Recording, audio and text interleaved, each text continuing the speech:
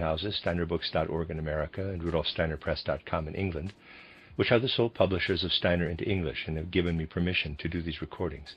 Please consider patronizing them as well. This is a reading of Collected Works, Volume 125 by Rudolf Steiner, entitled Paths and Goals of the Spiritual Human Being, Life Questions in the Light of Spiritual Science. 14 lectures held in various locations between the 23rd of January and the 27th of December 1910, translated by Christian von Arnim. This is Lecture 1, given in Strasbourg on the 23rd of January 1910, on the inauguration of the Novalis branch. Circumstances have dictated that a number of our friends here in Strasbourg have founded a second branch, alongside the one that is already in existence. It is to bear the significant name Novalis branch. The friends from other places who have lovingly come to Strasbourg today have shown through their visit that they understand that branches can also exist alongside one another in a town, and that the many different ways of working in various fields do not need to exclude what we have to call the harmony and concord which must rule among all those who see themselves as members of our society, as it is spread across the globe. And so let us also add this branch to the great stream which we call spiritual science. You, my dear friends, from the Novalis branch, have chosen a significant name as a signature, a symbol for your work. The name of Novalis belongs to a personality who most recently, that is, in its last incarnation, worked in the 18th century, a personality through whose whole being there flows, whose whole being is filled with what we consider to be a sense which understands the spirit of spirituality.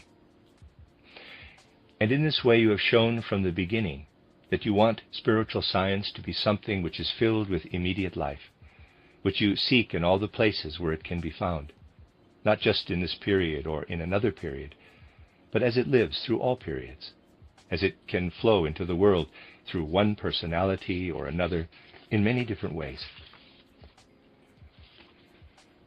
In Novalis in particular, we can see how the striving for knowledge of the Spirit is something which can penetrate through and interweave with our ordinary everyday life.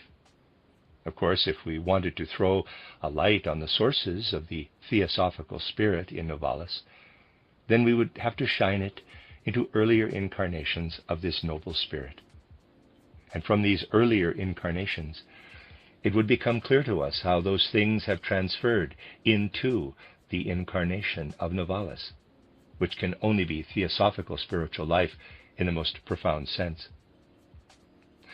But even if we just look at the Novalis who barely reached the age of 30 and who lived at the end of the 18th century, if we only observe this one incarnation, even then it can become clear to us that knowledge of the Spirit is not something that raises human beings up into a dreamy, fantastical world, which draws them away from direct reality. But we can see in many different ways, particularly in Novalis, how the spirit of reality, how real life, is given its value and true content by being penetrated with spiritual science. Novalis came from the nobility of central Germany, which had a certain, what I might call, materialistic piety, because that exists too, but not what one can really describe as a longing in the heart for real living spirit. Now, in order to fulfill Novalis's karma in the right way, it happened that Novalis's father, the old Hardenberg, in old age, even if he was not imbued with spiritual life, but because he joined the Herrnhuter sect, a pietistic sect, was filled with pious feelings in certain respects. And Novalis grew out of this milieu of central German nobility, which, as I said, at least had enough of the spirit so that even the old Hardenberg, in his later years, was able to come to a certain piety in the spirit, even if it was sectarian. This is what Novalis grew out of. He grew into, not what his family wanted, because that would have been some military or diplomatic post. He grew into a great period, into the time in which great, mighty spirits were at work with professorships at a central German university in Thuringia. Thus at that time he would still have been able to hear Schiller lecture about history in Jena. Even if the scholarly historians of today say that Schiller was not on a scholarly level as a historian, what history should be in life, spiritual life, flowing through the whole of human development, that is what Schiller provided for the souls who heard him in Jena when he taught history. A great personality spoke through Schiller. The Spirit spoke through this personality. It awakened the Spirit. And another teacher was there when Novalis was young. Another teacher who, through the great energy of his spiritual life, did things in the field of philosophy which belong to the whole of humanity, but which are still little understood today. Fichte was at work at the time that Novalis was making his way into life. He worked in such a way that his whole bearing, Fichte's bearing, had something spiritual. It might be considered as something superficial, but anyone who has a feeling for these things will not consider it superficial that Fichte, when he gave his lectures in a dark lecture theatre in the evening, and a candle was burning on his lectern, extinguished the candle with the words, "So, my dear listeners, now the physical light has been extinguished. Now it is only the spiritual light that shall burn in this space." Demonstrating as if by magic the relationship between the spiritual and the physical, not just to the soul, but also in front of our eyes at the right moment, that has immense meaning for such receptive souls as that of Novalis. Such a soul can thereby become capable of receiving a belief in the spiritual life which cannot be shaken by anything. It flows through the soul with a noble sentiment which then remains throughout life when a Novalis in particular comes into such an environment. We cannot say that Novalis was someone airy-fairy. Those who believe that he was airy-fairy do not understand Novalis. No, the Spirit living in Novalis said, it can be read in his writings today, the sleeping and waking states of human beings are two different things. When human beings are awake, then they have combined in them the inner soul. That is the name, in the terminology of the time, of what we would call the astral body today, with the external body. The body enjoys the soul. Parentheses, nice words which Novalis uses to express the relationship between the physical and the astral body. Close parentheses.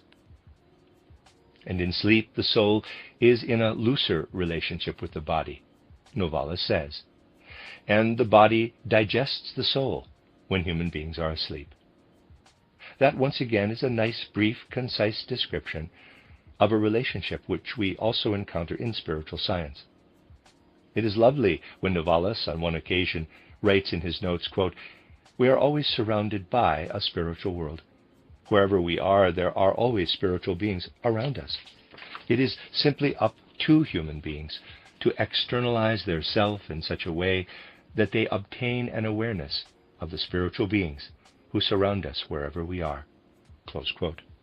And once again, it is nice the way that he shows a profound understanding of the progress of esoteric human development, and writes, quote, "In ancient times, people tried to guide the soul into higher development through mortification and so on. In modern times, that has to be replaced by strengthening the soul, energy of the soul. The soul has to obtain power over the body through being strengthened. It must not be weakened as a result, and then has to exercise a certain sovereignty." Close quote. We could continue talking about Novalis like this for hours. Although we would not find a spirit who can express himself in the words and teachings as can be given by spiritual science today, we would find a spirit who, in his own words, expresses exactly the same thing. He was not someone airy-fairy, a fantasist. Even if his poetry followed the highest trajectory we can imagine, and leads us into the highest worlds of feeling, Novalis was, and this applies to someone who did not reach the age of 30, a practical spirit, who studied at a mining academy, a mathematician through and through, who experienced mathematics as a great poem, in accordance with which the divine Spirit wrote the world, but who showed himself to possess all the practical skills that a mining engineer needs.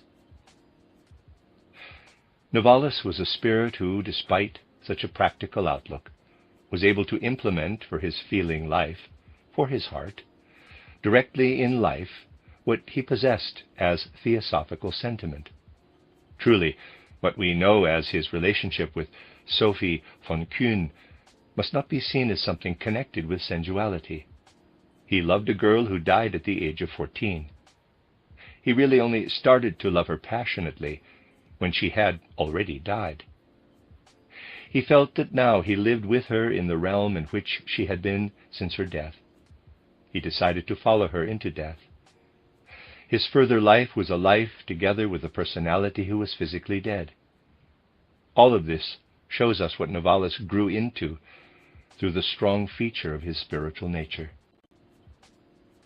We can see in Novalis how, as human beings, we really only need to have one characteristic to have a sense for the spirituality which brings us spiritual science. We only need one characteristic, and this one characteristic is very difficult for human beings. People do not easily find access to spiritual science because it is so difficult for human beings. If we put a name to this one characteristic, then it appears to people as if everyone had it. Yet it is this characteristic whose absence prevents human beings from finding access to spiritual science. Truthfulness, an honest acceptance of what really is in the deepest depths of our soul. Many people apparently have it in their own opinion. Yet Novalis in particular presents an example of how there needs to be only one moment of true honesty, and how human beings would have to admit to themselves, through this one moment of true honesty, what the spirituality in the world can mean for human hearts. Novalis's father had a certain trait of spirituality, otherwise he would not have joined the Herrnhuter sect, but his soul was not as free and honest as is meant here. That was prevented by what lived in his soul from the outer physical world. The physical world, with all its preconceptions, did not permit him to get up into the spiritual world, but his son did have this truthfulness. What could be more obvious than that the father could have no idea of what lived in his son? The physical world, with its division and lack of harmony, its untruthfulness which erected a partition here between what the young Novalis really was and what the old Hardenberg wanted to be but could not be because of his lack of real inner truthfulness, this physical world, with all the things which it turns human beings into, did not permit him to recognize the importance of his son while he was alive. His son had been dead for a few weeks, and the old Hardenberg was in his Herrnhuter community. The community sang the song, quote, "What would I have become without you? What would I not be without you?" Close quote. And as this song was being sung, the old Hardenberg had not heard it before, but at that moment everything ignited which existed as spirit in his soul. He was given over to the great impression which streamed from this song, and at that moment his soul, grown honest, was filled with cosmic spirit, with spiritual life. And when the meeting had come to an end, the old Hardenberg asked someone who had written this song which had moved him so deeply. So he was told, quote, "It is by your son," close quote. It was first necessary that everything which came from the physical plane was forgotten for a moment, and then there lived in him briefly, without knowing about the person who had introduced it, pure truthfulness, pure objectivity, without the preconceptions of the physical plane. In this way, spirit would find spirit if we faced each other soul to soul, without the obstacles which come from the physical plane. At the moment in which human beings can find the soul of the other and the soul of the world in pure devotion to the truth, at every such moment they must be penetrated by what we might call theosophical spirituality. What we can call theosophical spirituality is not just based on some theory, some teaching, although we must never forget that for us human beings who are born to think, a teaching is indispensable. But the essence of theosophy does not lie in the teaching.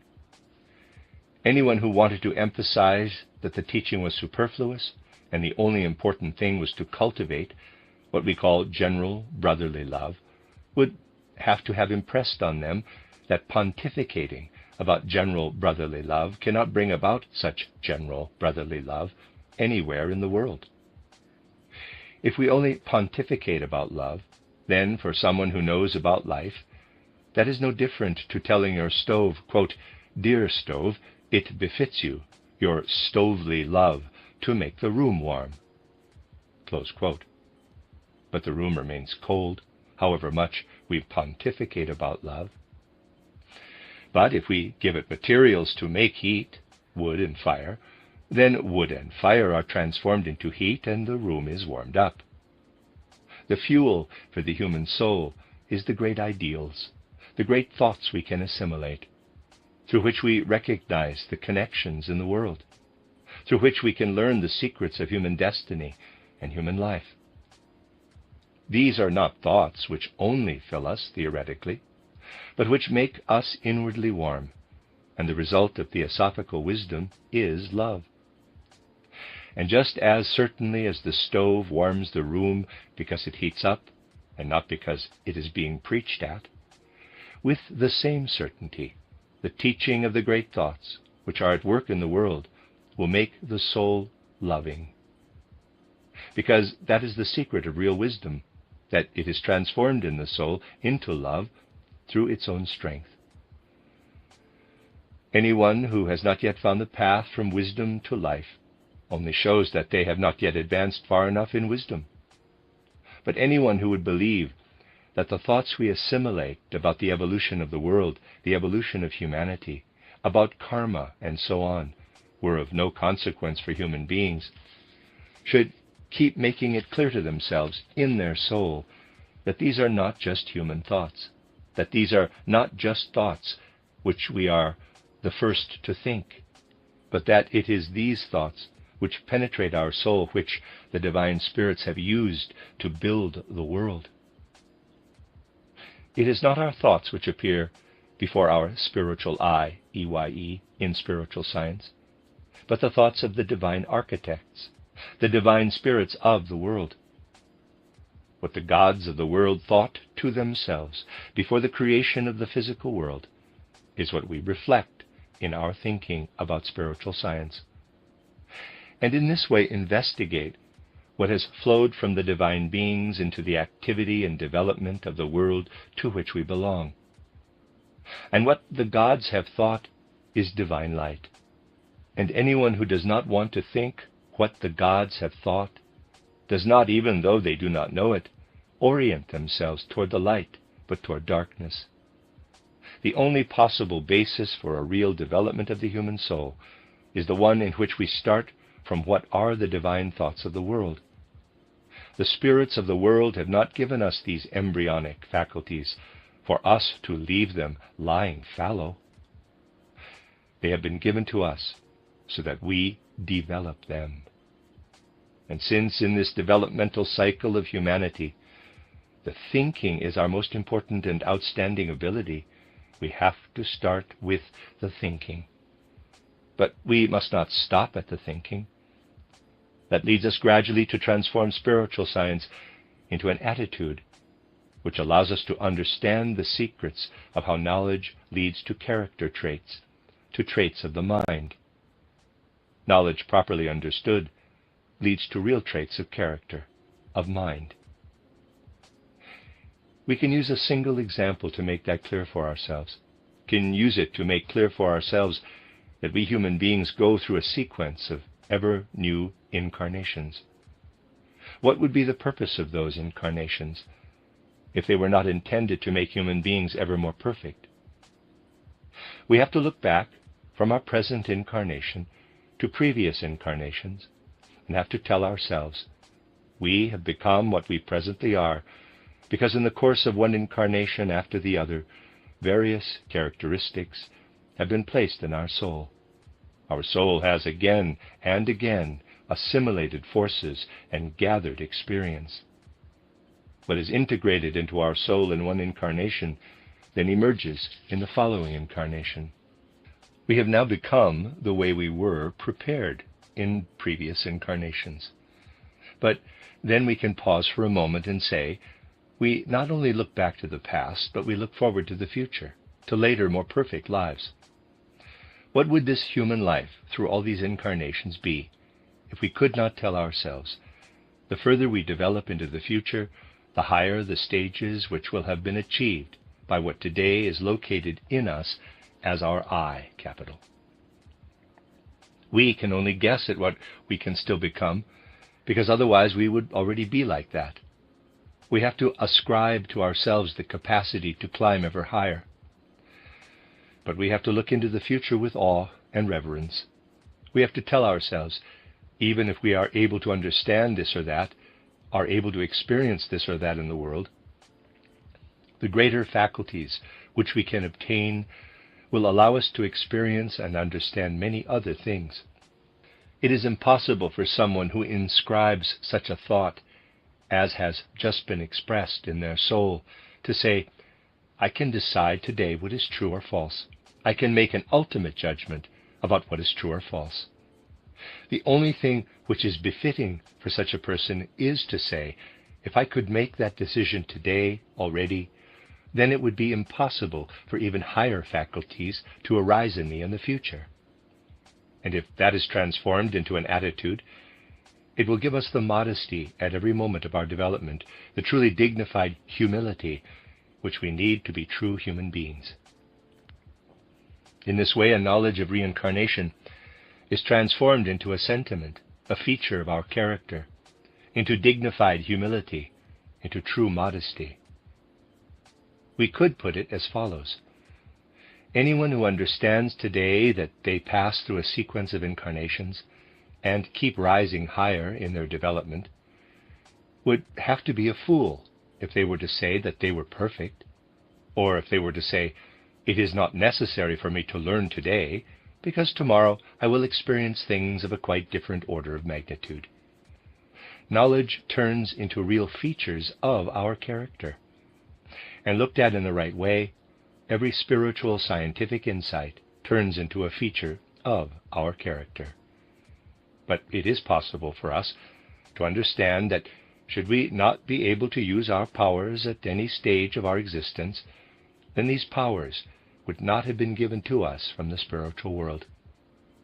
If we wanted to wait until the world has reached its state of perfection, thinking that we first had to be so perfect that we had ultimate knowledge and experience, then we would not have to pass through different incarnations. In other words, we have to be clear that we have to use our cognitive powers in every incarnation. We must not say, I only want to obtain knowledge in the next incarnation, or at the end of my existence. For all our humility and modesty, we should use the powers we have. Thus a justified human sense of self is set alongside the humility and modesty which flows directly out of our being penetrated with the divine spiritual. And it says to us, it is true that our knowledge will only be perfect when we have reached a high stage, but we can make it perfect precisely by being aware today, already, of our human dignity and using our powers today already. In this way, our character will obtain something which can be compared with a set of scales. We can place on the one side of the scales humility and modesty, and on the other side a justified sense of self, courage in making judgments, and can say, we have reached a certain stage in cognition, in self-consciousness. In short, we will find that whenever we simply try to introduce into our feelings what spiritual science teaches, the teachings or theories of spiritual science are transformed in our soul, because they contain the thoughts of the divine spirits, are transformed in our soul, in our character, in our endeavor, our feeling. This can show us that in spiritual science, the teaching, the theory, may not be the main thing, but that it is the kindling, we might say, for the development of the human soul. That it is the thing which is intended to bring out higher characteristics in our soul. And anyone who demands this characteristic without knowledge lives in the worst form of deception, in self-deception. The self-deception which has entered human evolution because in the course of Earth development, other beings have also entered and have been involved in our evolution. Beings which were not just harmful, but also useful. But however useful they were in that they brought us freedom and a sense of self, we nevertheless have to be clear that these gifts from the so-called Luciferic beings, freedom and sense of self, must not degenerate to become extreme and radical, because then they become pride and arrogance. And pride and arrogance applied to knowledge lead such knowledge into darkness. Knowledge is acceptance of the divine light, of divine thoughts. Rejection of knowledge is something which leads into darkness, and neither can it lead to higher characteristics in the soul. If we look at spiritual science in this way, then we will recognize it as one of the most important matters in humanity. We will recognize it as something which we do not just for our own sake, but because we are aware of our duty toward humanity and its development. We live today in a time which is not completely unimportant. We live in an important time. It is true that people who live in a given period often say that they live in a transitional period. Every period of human development has already been described as a transitional period, but not all of them have been such important transitional periods. But of our time today, it can truly be said that it is a transitional period. In what respect is that the case? Let us look at the character of another transitional period.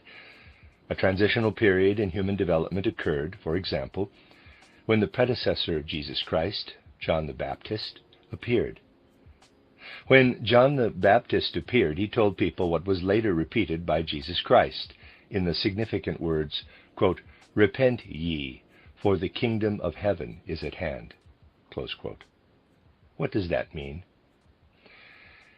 We will understand what that means if we recall that human beings, as they developed from incarnation to incarnation, underwent various characteristics in their soul. In ancient times of our past, human beings did not yet possess the characteristics and soul faculties which they have today. It was possible for all human beings in ancient times to develop a dull, hazy, dreamlike clairvoyance, to look into the spiritual world.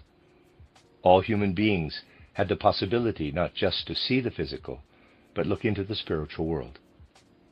But human beings in the time when such clairvoyance was widespread did not yet have something which they have today, a clearly developed self-consciousness. Human beings at that time could not yet, in a clear way, say to themselves, quote, "I am," close quote. A firm stance at the center of our inner being could only be obtained in that the ancient clairvoyance disappeared for a while. Human beings had to put up with separation from the spiritual world in order to develop a clear self-consciousness here on the physical plane. Later on, such clairvoyance will once again develop together with self-consciousness, so that the two characteristics will occur together again, and human beings will possess them again. So we can look back to a time in the distant past. At that time, it was possible for human beings, if they did not pay attention to the physical, if they closed their eyes and turned away from the physical, and made their ears ignore the sounds, that they then looked into the spiritual world, and were able to obtain direct certainty of the existence of the spiritual world. These characteristics waned and were increasingly replaced by the ability of thinking, the ability of self-consciousness to draw conclusions, of independent judgment, those things which make up our daytime consciousness today. We can put an approximate date on the time when it gradually happened that the ancient clairvoyant faculties disappeared completely from human faculties. Before about the year 3101 BC, almost all people on earth were still endowed with a hazy clairvoyance. Then, from that year onward, it began to decrease more and more. It became increasingly weak. But that made ego consciousness, self-consciousness, judgment, drawing conclusions, self-aware thinking grow. So the light of spirituality grew dark, and that which is the human eye, capital, dawned and became brighter and brighter. The interior of human beings became brighter, but spirituality grew darker. That is the year in which what Oriental philosophy calls the Kali Yuga, the dark black age, began. Something was there which, at the time that John the Baptist appeared as the predecessor, followed by Jesus Christ, reached a crisis, we might say, a decision. They had to tell humanity, you now have to learn that there is spirituality, although you do not see such spirituality with any spiritual eyes. You have to learn that the realms of heaven are here. You have to understand this from out of your own eye. That is why Christ had to incarnate into a physical body, because self-consciousness in the Kali Yuga was only able to perceive the spirit on the physical plane. That time was a transitional period. The old faculties had disappeared. If people at the time had not heard the call of the Baptist, of Jesus Christ, they would have declined at that stage and not managed to progress any further. Those who heard these voices had to recognize the God who had descended as far as physical corporeality. They understood that the realms of heaven had come close to the eye, capital. Christ was in the physical body of Jesus of Nazareth for 3 years. That was the time in which human beings were only able to see with physical eyes, when a God descended to them. We are once again living in a transitional period, in a crisis. The Kali Yuga came to an end in about 1899. And now new characteristics are developing in human beings, even if they do not know it. New characteristics are developing in human souls in a natural way. It is no proof to the contrary that so many people know nothing about it. 100 years after Christ, Tacitus still referred to an unknown sect of the Christians, and in Rome people still told, after Jesus Christ had fulfilled the mystery of Golgotha 70 to 80 years beforehand, of a sect which was supposed to live in a side street and was led by a certain Jesus. The most important events had passed by innumerable people. If people fail to perceive something, it is no proof that this most important, crucial, and incomparable thing does not exist.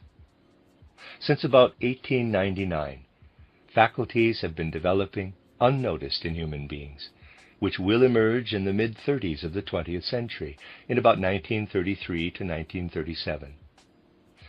Then these soul faculties will emerge in a whole range of people, because their time has arrived. Faculties of etheric clairvoyance will arise. They will be there. Just as there were people with an extremely developed ego consciousness when Christ was there, there will be people in our century who will see not just with physical eyes, but who will experience, as a natural development, what strives to come down from spiritual levels, so that soul and spiritual faculties will emerge from their soul, and they will enter etheric existence. And the fortune of these people will be to understand the new world that they will see. One thing is true, and as such important for our souls. When Jesus Christ said, quote, "I am with you always, even unto the end of our earth cycle." Close quote. He is here. Since that time, he has been in our earth environment. And when the spiritual eyes open, they will see him. Will see him like Paul saw him in the event at Damascus. That is something which will happen in about 1933, that he will be seen as an etheric being, as a being which, although he has not descended to physical existence, can be seen in his etheric body, because a certain number of people will then ascend into the etheric. But these people will lack understanding if they have not been prepared through spiritual science for what they will see. That is why we are living in a transitional period, because we are growing into a new way of seeing. Spiritual science has the responsible task of preparing human beings for the great moment in which, although he will not appear in the flesh, that was only possible once, he is here, and he will return in a form in which those whose eyes have been opened will see him in the world which is only visible to clairvoyant eyes. Iwai. Human beings will grow upward toward him. That is what the return of Christ will be, a growing upward of human beings into the sphere in which Christ is. But they would stand there uncomprehendingly if they were not prepared through spiritual science for this great moment. Such preparation must be serious, because it is full of responsibility.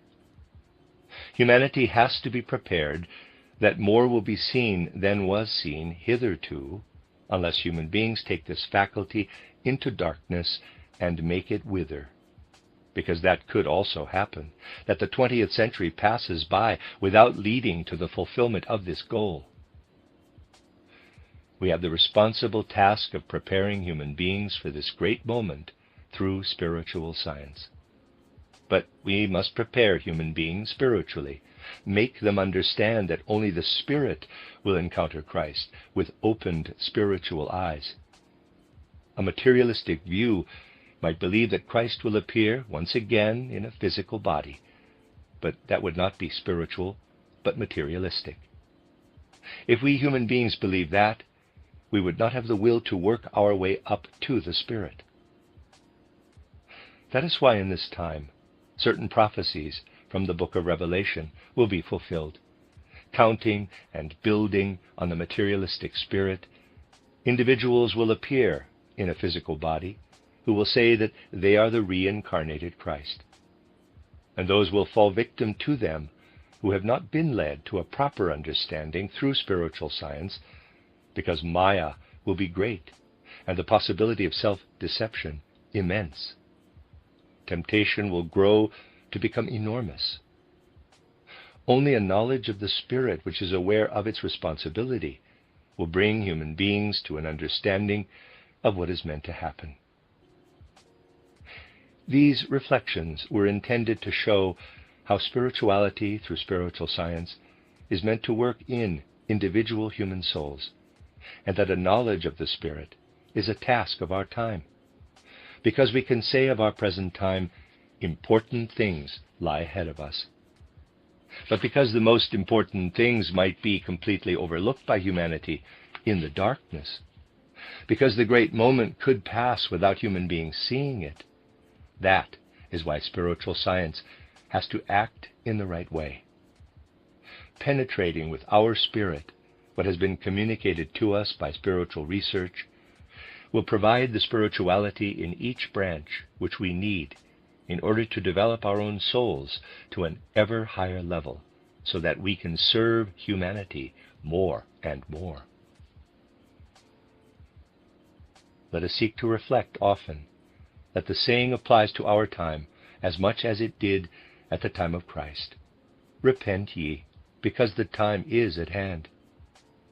If at that time the words were, quote, the kingdom of heaven is at hand, close quote, today we have to look prophetically into the immediate future and say, because the human eye, capital, is close to the kingdom of heaven.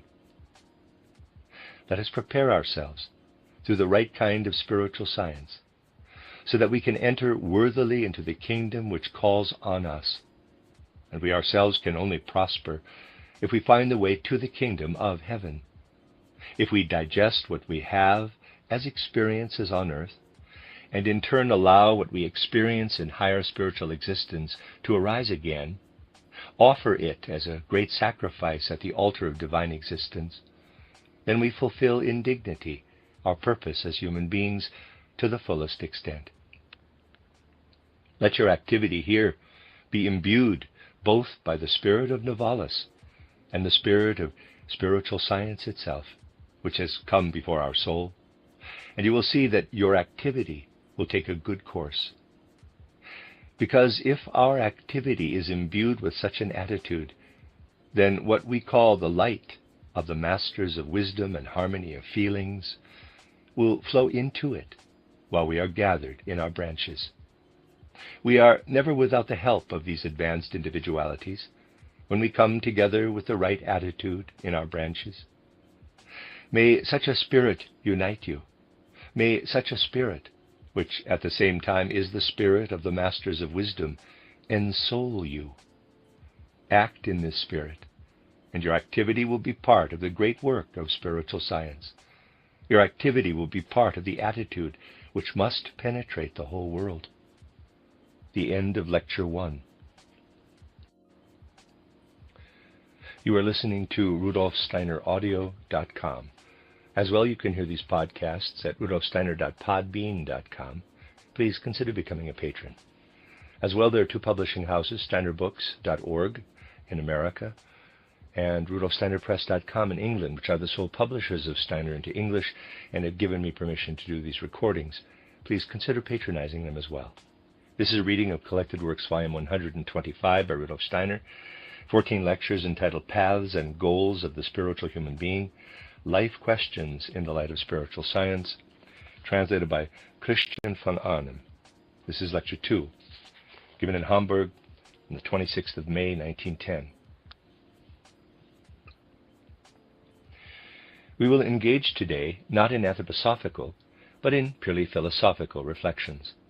They can, however, be fostered in an anthroposophical group, because although the subject matter of spiritual science is the result of experiences in the suprasensory world, turning these experiences into a comprehensive systematic conception of the world requires sharp and indeed also trained thinking, which deals conscientiously with every single point.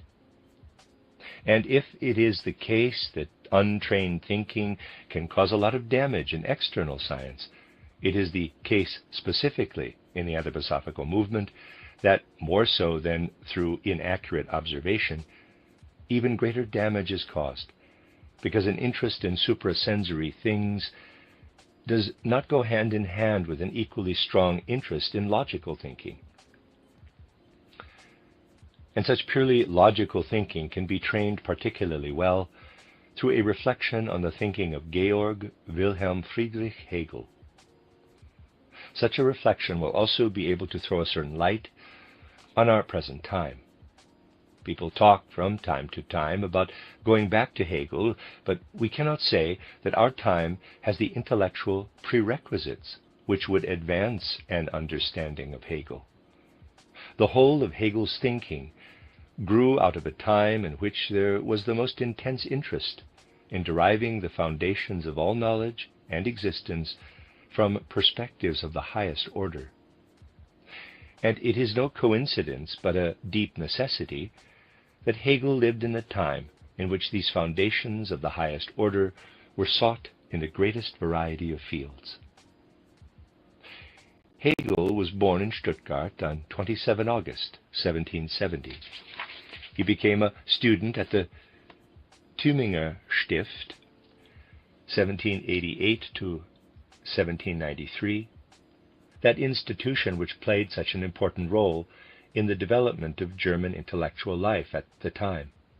His fellow pupils included Schelling, who towered over him and outshone him for such a long time, and the deep-natured Hölderlin, who was soon to descend into madness, even if not because of his deep nature. They formed what might be described as a trefoil, the deep-natured Hölderlin seeking in mystical light and shade, Schelling with his energetic, sharp thinking and brimming over imagination, and the somewhat ponderous Hegel, extracting his thoughts onerously from out of his soul. Schelling and Hegel subsequently worked together again at Jena University, which at the time was a hothouse of intellectual life. Schelling thrilled his listeners with the mighty sweep with which he dealt with intellectual problems. He even thrilled those who did not by inclination seek to penetrate the questions of existence. Schelling pointed to something which goes beyond all thinking in human existence, to the, as he said, intellectual intuition, which he thought of as a primal ability to look into the substrates of existence. Hegel was a fellow lecturer of his from 1801 to 1806. Even at this time, still his thinking was ponderous, because he wanted to make each thought never comprised more than it was intended to mean. And it is this slow, penetrating ponderousness of his thinking which makes Hegel not at all easy to understand to begin with. Then came the sad time of 1806. During this time, Hegel undertook, as he himself put it, the actual great intellectual journeys of discovery. As the cannons thundered at Jena, he concluded the first of the works to emerge from a detailed, incredibly profound collection regarding the spirit, the title Phenomenology of Spirit. This is a work which is unique in the whole of world literature. Hegel wanted particularly to clarify for himself the experiences which the soul can have when it ascends from subordinate perspectives, as it were, to the highest, to what Hegel calls the constitution of the spirit in itself.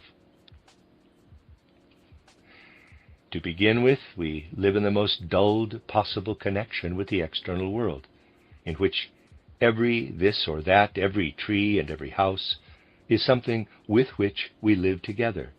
Every opinion is something in which we live. Only when we start to reflect on this and that does perception arise. From perception we then get through the thinking to an initial sense of self, an obscure inkling of the self. Only then do we get to the first flashes of a real consciousness. But here the I, capital, is still spellbound within its surroundings.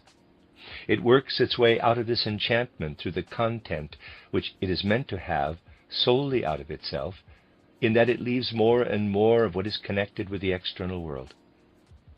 In this way, self-consciousness comes about, and thus the interpenetration, the interweaving of self-consciousness with the spirit. It becomes spirit itself, grasping itself within itself. Becoming spirit, growing conscious within itself. And when human beings then look back, they perceive what grasps itself as spirit within itself. They perceive the idea, which they have extracted, as it were, from its enchantment in the external world. They perceive that they were previously stuck in the contradiction between subject and object, but that now, in overcoming subject and object, in the idea which grasps itself, which is not just subject and not just object, they grasp what Hegel calls the absolute idea. Thus, through an incredible effort of thinking, Hegel had come to establish so-called absolute idealism. Hegel's fortunes varied considerably after his Jena lectureship. He worked for a time as a political journalist in Bamberg, 1807 to 8. Then he became headmaster of and taught at a school in Nuremberg, 1808 to 1816. And thus, through many different external experiences, became the realistically thinking spirit, which we encounter subsequently. After Nuremberg, he briefly obtained a post at the University of Heidelberg, where he published his title Encyclopedia of the Philosophical Sciences in 1817. Hegel might well have said about the reception of this work the words which legend has it he expressed shortly before his death, quote, Of all my pupils, there has only been one who understood me, and he misunderstood me." Close quote. It is indeed a very peculiar feeling to have immersed something so incredibly profound into the stream of the world, and at the same time to see how almost all the conditions for acceptance of such profundity are missing. We have to adopt Hegel's perspective to draw something like a skeleton of what this title encyclopedia was intended to be. But I would ask you, when I speak now from the perspective of Hegel, not to start viewing me as an Hegelian. For Hegel, it was a matter of continuing to develop the perspective he had developed in the title Phenomenology of Spirit, which he had obtained through placing himself on the standpoint of the idea beyond subject and object. And now, to elaborate this perspective, if I may put it like that, in order from that perspective to survey human thinking and activity in all its scope. According to Hegel, the concepts of subject and object, of cognition and opinion, and such like, could not be contained in the absolute idea. The idea is beyond all such contrasts. Hegel wants to understand the idea as if it were being presented in all its purity, this idea which, although it is at work in subject and object, goes beyond both. This idea may well be found in human beings, in the external world, in spirit and nature, but it goes beyond both. It lies beyond spirit and nature. In Hegel's view, the idea must therefore not be understood as something abstract to begin with, like an abstract point, for example. On the contrary, it is something replete in itself, which out of itself, as the idea, allows a rich content to grow out of itself, just like the plant seed implicitly contains the whole of the plant with all its individual parts. Thus, according to Hegel, the idea allows a content to grow out of itself, which is independent of spirit and nature, which, when it is applied, must be applied to both. Before, then, considering the meaning of spirit and nature, we obtain a perspective higher than both, and then see in nature a manifestation of the idea, and equally see the idea coming to expression in the spirit. We thus have to obtain a perspective from which the idea is developed in such a way as if the human being were not present at all. Human beings then surrender to the very own process of the world of ideas developing in itself and out of itself. This perspective produces what, in the meaning of Hegel, can be called the science of logic. Here we are not dealing with a subject and object, as in Aristotelian logic, but with the independent movement of the idea located above subject and object. Any thinking which only wishes to devote itself to the things of the external world finds it difficult to gain entry to the strictly closed ranks of the Hegelian concepts. We feel as if violence is being done to us, as if we are being shoehorned into a system of ideas which has nothing whatsoever in common with the normal, everyday rationale of reason. The idea is meant to think, not I. That is the feeling we have. That is why people mostly also do not engage with Hegel's world of ideas. But if we do so, nevertheless, well, we might correct Hegel here and or there. That is very easy, particularly with Hegel, but that is not really the point. The point is that people undergo enormous self-discipline in their thinking through the study of Hegel, because there is nothing like Hegelian logic to learn where a system of human concepts, indeed a concept as such, can occur. A concept can only be recognized with all its implications if it can be thought of only in a certain location within a whole web of concepts. In order to clarify that for himself, Hegel starts with the emptiest concept, the concept of being, which is normally just placed without people generally being aware where they have placed it. Now, this concept is meant to be completely empty in Hegel. So as we enter Hegel's logic, we have right at the start to ignore all later content which this concept has obtained. That is, we have to be very disciplined in our thinking. Thus, the concept of being is not established by human beings, but it is what faces human beings when all other concepts have been excluded from it. Now, Hegel wants to find the method for developing concepts. In other words, one concept has to develop from another. Thus, the concept of being, if we look at it in the right way, must immediately elevate itself above itself. As soon as we apply the abstract concept of existence to a thing, that abstract concept is no longer pure. It is then already related to a this or that. In this way, we learn to understand that being is nothingness, but please note, only within the concept. Through such a self-referential dialectic, we have thus derived the concept of nothingness from the concept of being. Once we have created discipline in our thinking in this way, we have educated ourselves at this point of Hegelian logic already in a way of thinking which in Hegel's further discussion of being and nothingness is only ever applied in the way as has just been explained. Being and nothingness now produce a third thing, becoming. But in order to grasp becoming, it has to be brought to rest. Thus, in fourth place, the concept of existence emerges from the concept of becoming. This is the only way that existence can be used in Hegelian logic, as being which has inverted itself into nothingness, which, together with that, has produced becoming, which, brought to rest, produces existence. And Hegel continues using this method. He obtains the concepts of one and many, quantity and quality, measure, and so on.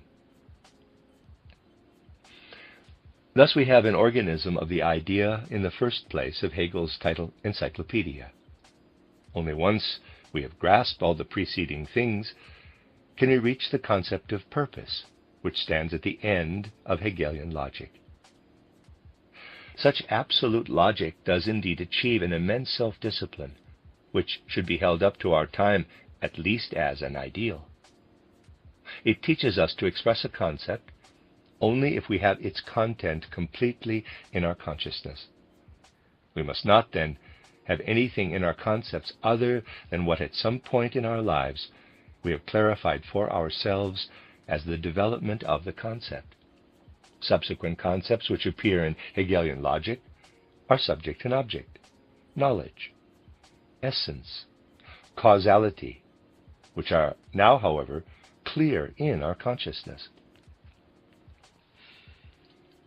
Once Hegel had established the complete system of concepts in this way, he was able to show how concepts reveal themselves in what we might call their enchantment.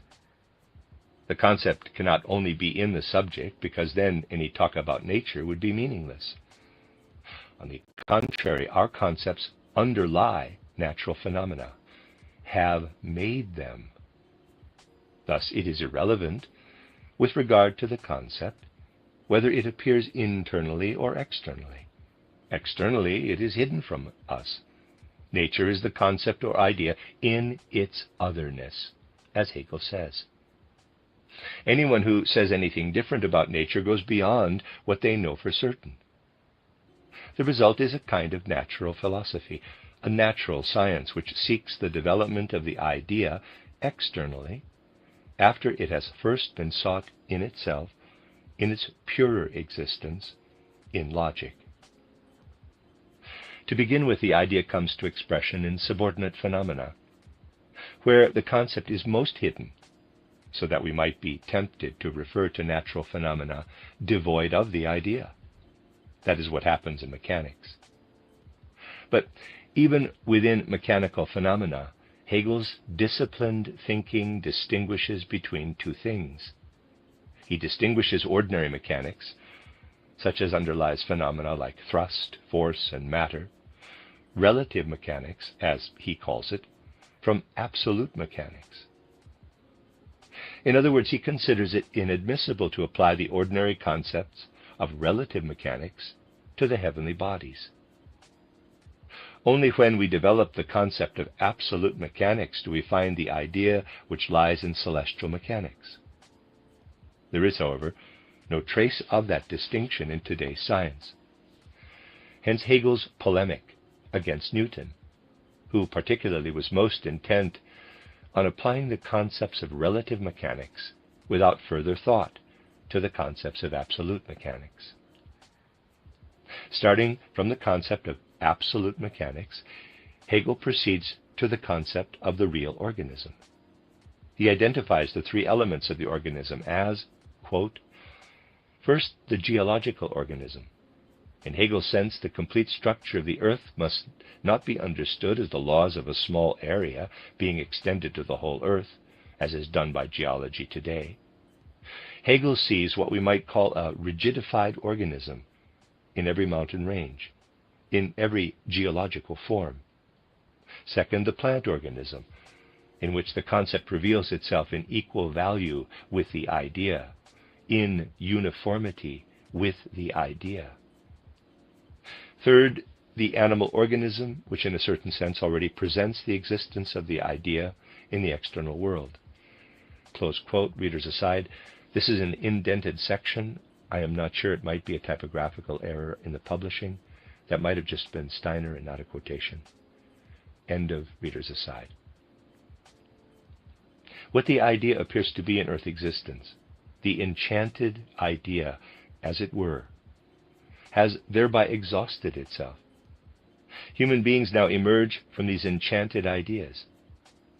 Initially, they have to be understood through their natural characteristics. That is the subject matter of anthropology.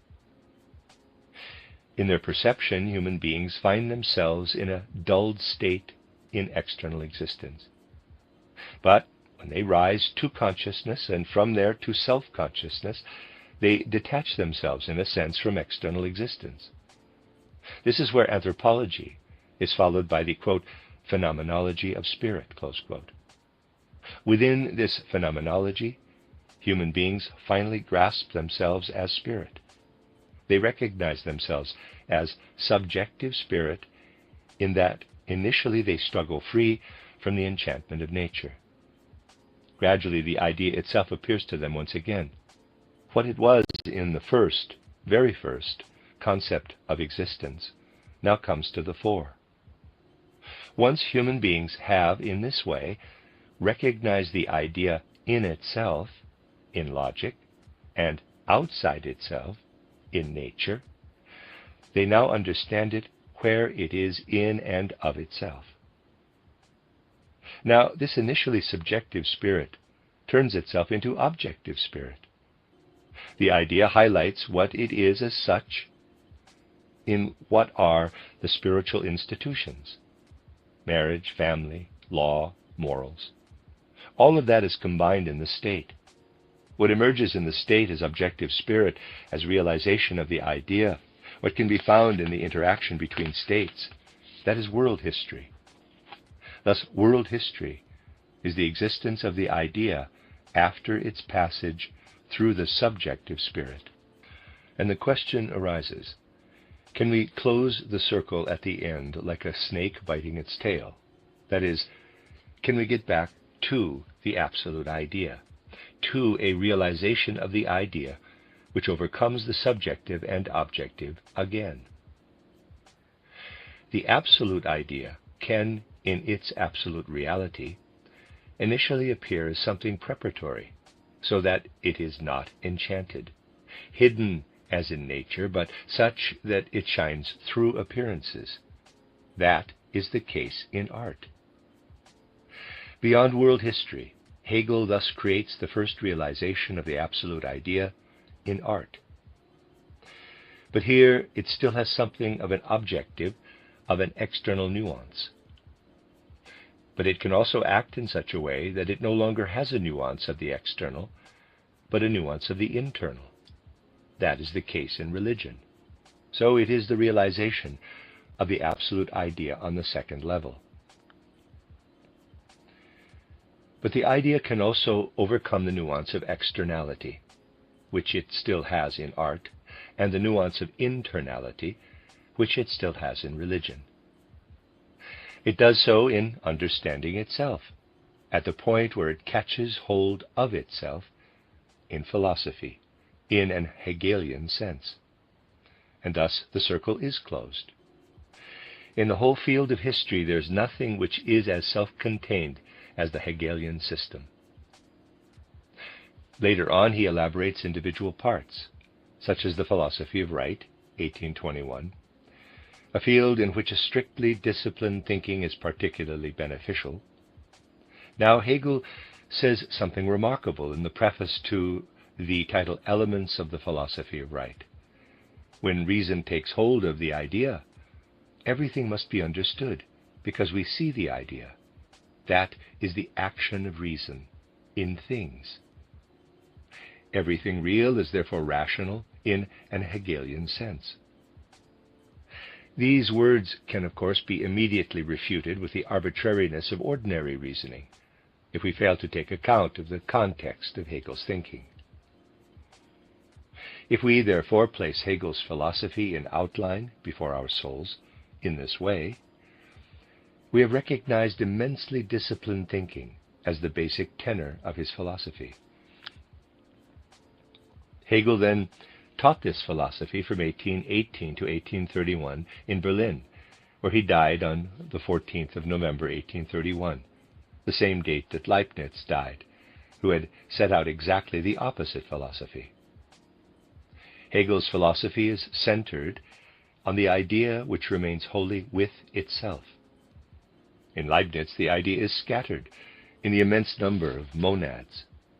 But just a single monad, which contains the pre-established harmony, would, if it developed, need to take the path of the Hegelian absolute idea. Thus Hegel's system lies in the development of a single monad.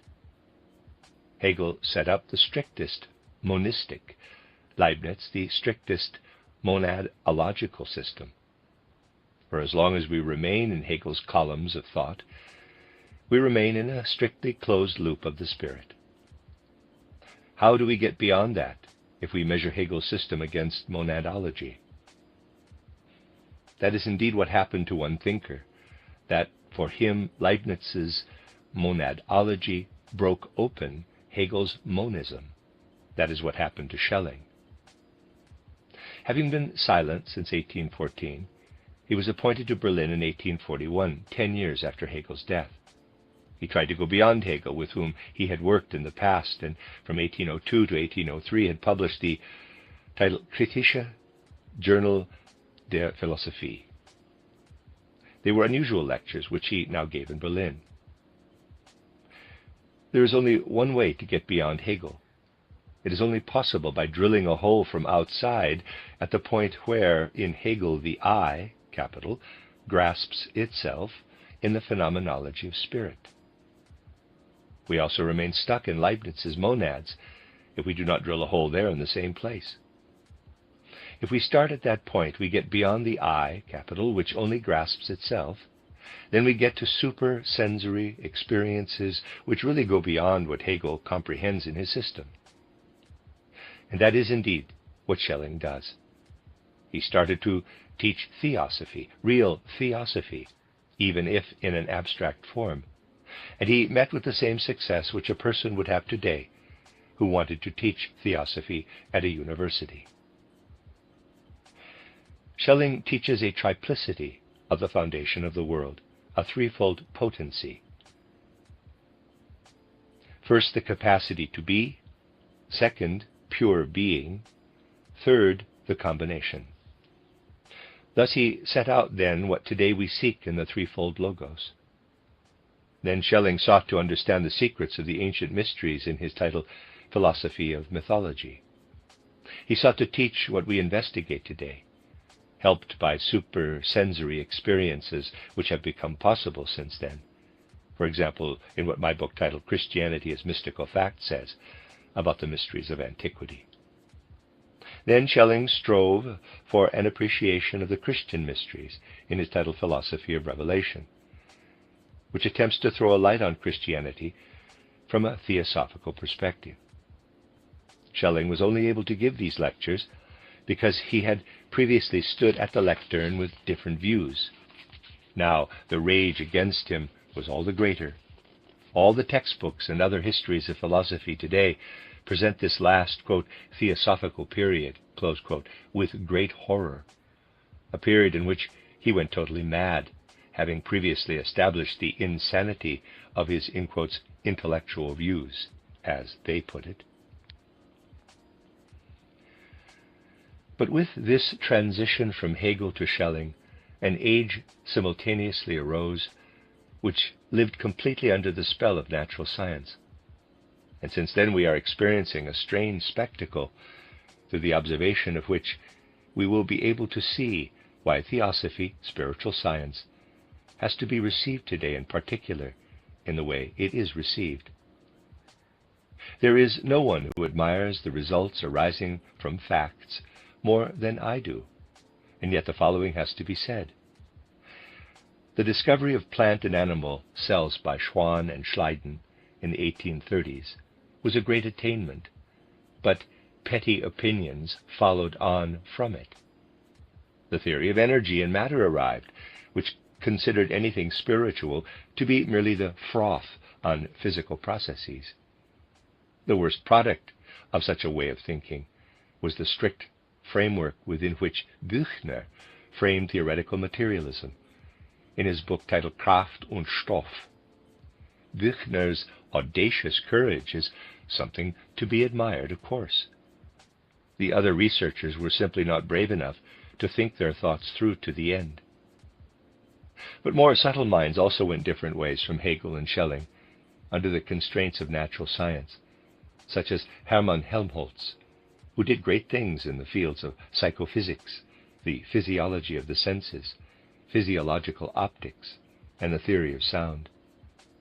His discoveries led him to reject Hegel through the way that experiments were conducted and through the suggestive power of the experiments, not through his thinking. So that he said, "When I open Hegel and read a few pages of his natural philosophy, that is pure nonsense." And there was another subtle and cognitively trained spirit whose thinking was misunderstood, Julius Herbert Meyer, who discovered the law of the conservation of energy. His law did indeed have great physical importance, and this was acknowledged. But Meyer's thinking about the mechanical equivalent of heat in his work titled Die organische Bewegung in ihrem Zusammenhang mit dem Stoffwechsel, 1845, was never understood. People much preferred to read Helmholtz. He was much easier to understand. Thus people preferred to read his work titled Wechselwirkungen der Naturkräfte, 1854, in which he proved the correctness of Meyer's law on the basis of the impossibility of perpetual motion.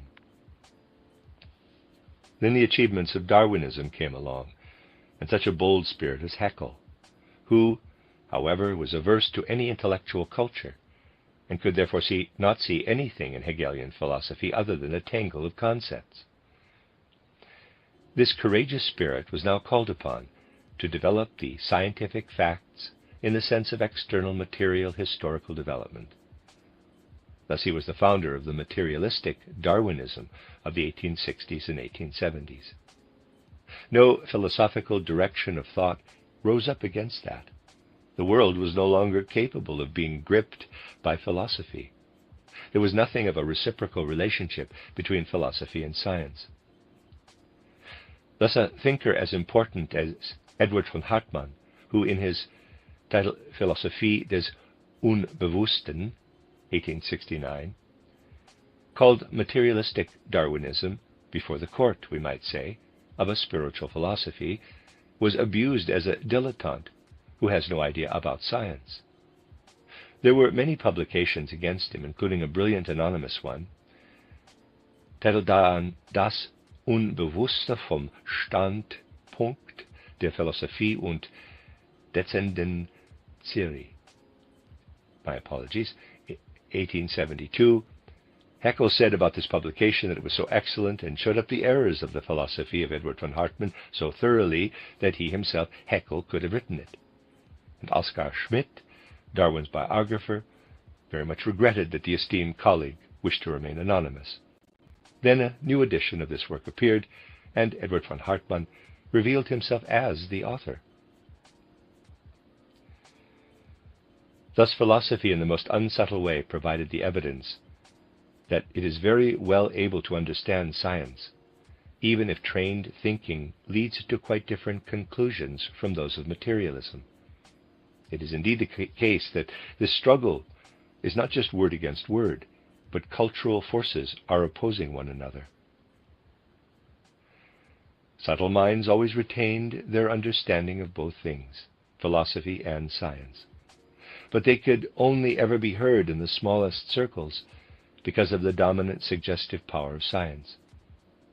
Thus the extraordinarily subtle history of philosophy by Vincenz Klauer, titled Die Hauptprobleme der Philosophie, which set out great perspectives, could only be understood in the smallest of groups. Indeed, not even what the narrow Herbartian philosophy was able to produce against outer materialism had any effect. So it happened that a strictly logical mind, even if trained in scholasticism, which wanted to build a bridge to scientific method within itself, could not even do that within itself. This is what happened to Franz Brentano, who wanted to combine scientific method with strictly logical thinking in his titled Psychologie vom empirischen Standpunkt, the first volume of which appeared in 1874. But his disciplined thinking was not able to make any headway. He himself was still too much subject to the constraints of scientific materialism.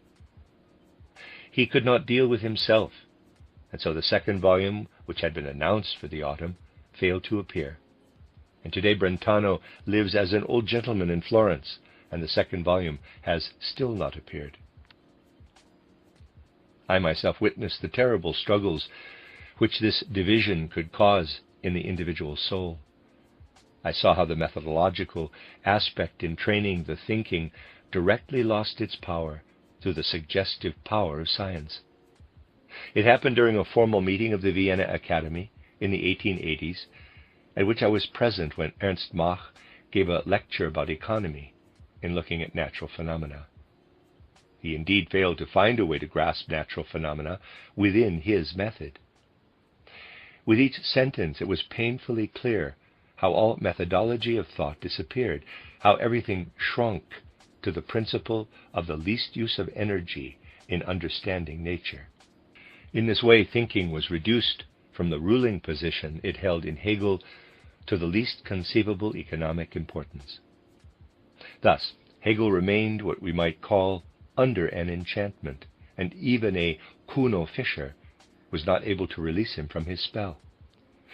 It turned out to be true what Rosenkranz said in the introduction to his Hegel biography. We philosophers in the second half of the 19th century are, at best, the grave diggers of the philosophers of the first half of the 19th century. And with that he meant biographers.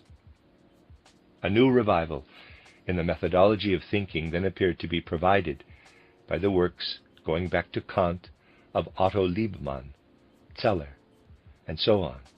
Liebmann wrote one of the most sharp-witted treatises which have ever been written in the field of epistemology. He used every means to attempt to establish a transcendental epistemology, but finally nevertheless ended up with a kind of epistemology which we might crudely describe as comparable to a dog chasing his tail. He did not get beyond the starting point of his epistemology. And that is how we reached our present state.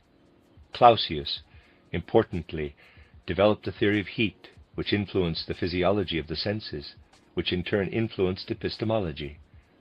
Once again, then, a spell was cast on philosophy by science.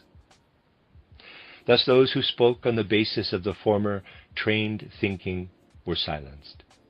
It is true that in the 1880s, a researcher starting from Kant really sought to develop epistemology further, but he was not heard. Thus, circumstances forced him to abandon that area completely and move over to aesthetics.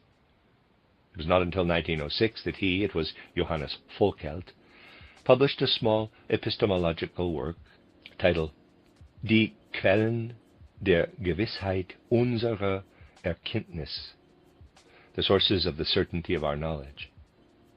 The conditions for a true epistemology existed as little as for a true understanding of Hegel. Our time is much more satisfied by something like Spencer's Encyclopedia, which goes a tiny bit and very superficially beyond science. And when indeed the concept of the smallest economic measure, as set out by Mach, returned from the New World in the pragmatism of A. William James, it was enthusiastically received as something new. Certainly the strict columns of Hegel's absolute logic and the totally unphilosophical reasoning of pragmatism make rather curious bedfellows. But what is good cannot be suppressed completely, only for a time. Healthy thinking stirred, on the basis of the power arising from a people, we might say, where a misunderstood Kantianism was not able to coat the thinking like mildew. Thus the Russian philosopher Soloviev did indeed bring new important methodological approaches, in that he was based in the strength of a young people, which, if you want to put it like that, had not even produced a proper culture, but not in an old one like Franz Brentano. The Frenchman Boutros introduced a new usable concept into historical development. Such endeavors continue to be ignored, but the truth continues to smolder under the ashes. It can become overgrown with preconceptions and impotence, but it nevertheless continues working as self-discipline in the thinking. And those in particular who believe that they have to represent spiritual science must hope that such self-discipline of the thinking will smooth the path for spiritual science. They must find the way to the strictest Hegelian logic, because that is the only way to provide a firm foundation in the thinking for what they have to bring down in often loose forms from higher spiritual worlds. Thus, if we may put it like this, there is nothing in the supersensory field which would have to be rejected by a strictly trained thinking. Sharper, self-disciplined thinking will find the transition, the bridge which leads from the last highest product of the physical plane, the thinking, to the supersensory. The end of Lecture 2. You are listening to RudolfSteinerAudio.com. As well, you can hear these podcasts at rudolfsteiner.podbean.com. Please consider becoming a patron. As well, there are two publishing houses, steinerbooks.org in America and rudolfsteinerpress.com in England, which are the sole publishers of Steiner into English and have given me permission to do these recordings. Please consider patronizing them as well. This is a reading of Collected Works, Volume 125 by Rudolf Steiner. 14 lectures entitled Paths and Goals of the Spiritual Human Being, Life Questions in the Light of Spiritual Science, translated by Christian von Arnim.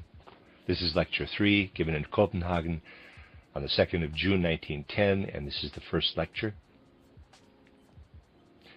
We will deal with a specific subject in these 3 days. We will talk about the paths which the soul of the human being can take in the context of a spiritual scientific view of the world, about the goals of theosophical life. To this end, today's lecture will provide a kind of introduction. Tomorrow and the day after, we will then advance to the actual inner part of our reflections. Today our standpoint will be more of an outer one, I might say, and start with the question, is what we feel to be the spiritual scientific view of the world something which has been brought about through the convenience of individual personalities, or do its foundations lie in the soul of our time itself? Do we have something before us which is connected with the deepest needs of our age? We can best approach an answer to these questions if we are clear that all those who come to spiritual science from all kinds of different professions be they rich or poor, strong or weak, are seeking souls. All of them are seeking souls who do not always know precisely what they are seeking, but feel that they are seeking something. They are often souls who have gone all kinds of different ways and have let those things act on them which the present can provide. Souls who have sought to satisfy their longing in this or the other field of art. Souls who have looked around in what science can offer. Souls who, more or less darkly, more or less brightly, have felt, after laborious searches, that they cannot find in the present what coincides with the searches of the soul. Such souls are frequently touched by what the spiritual scientific movement can give, and say, yes, here an impulse lives, which is different from elsewhere, different from what has its origins in the life around me. What do such souls feel? Or what can they feel if they come into contact with what we may call theosophy today?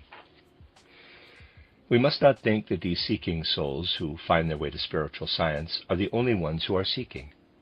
They have been chosen, or they choose themselves, from a great number of seeking souls.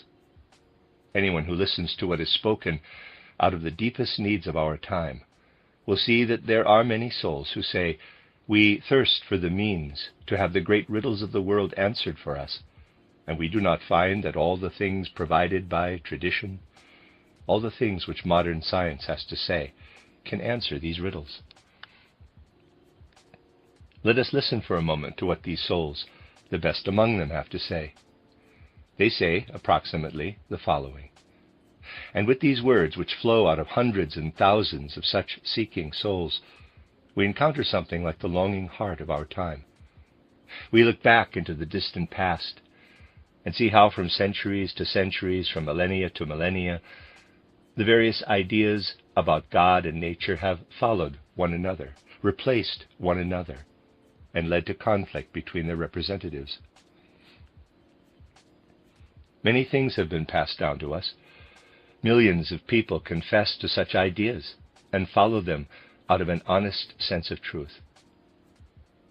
But just as many can no longer confess to what has been passed down out of such a feeling of truth, they feel out of a sense of love of truth that they have to let the old views go.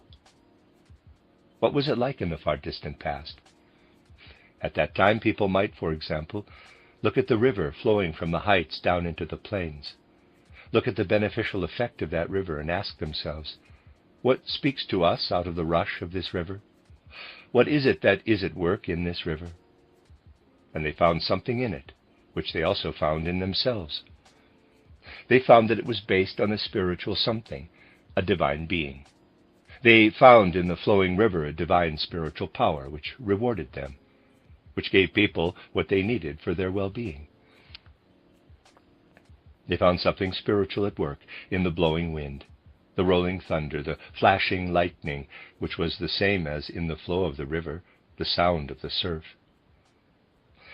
They saw something in it of which they said, "What lives in my soul is related to the murmur of the brook, the rage of the storm." They may speak a different language, but there is something similar there nevertheless, and I feel I can understand it. Something similar was felt by those to whom Moses brought down the tablets of the law. They felt that a being spoke out of them which was infinitely greater than the father of a family.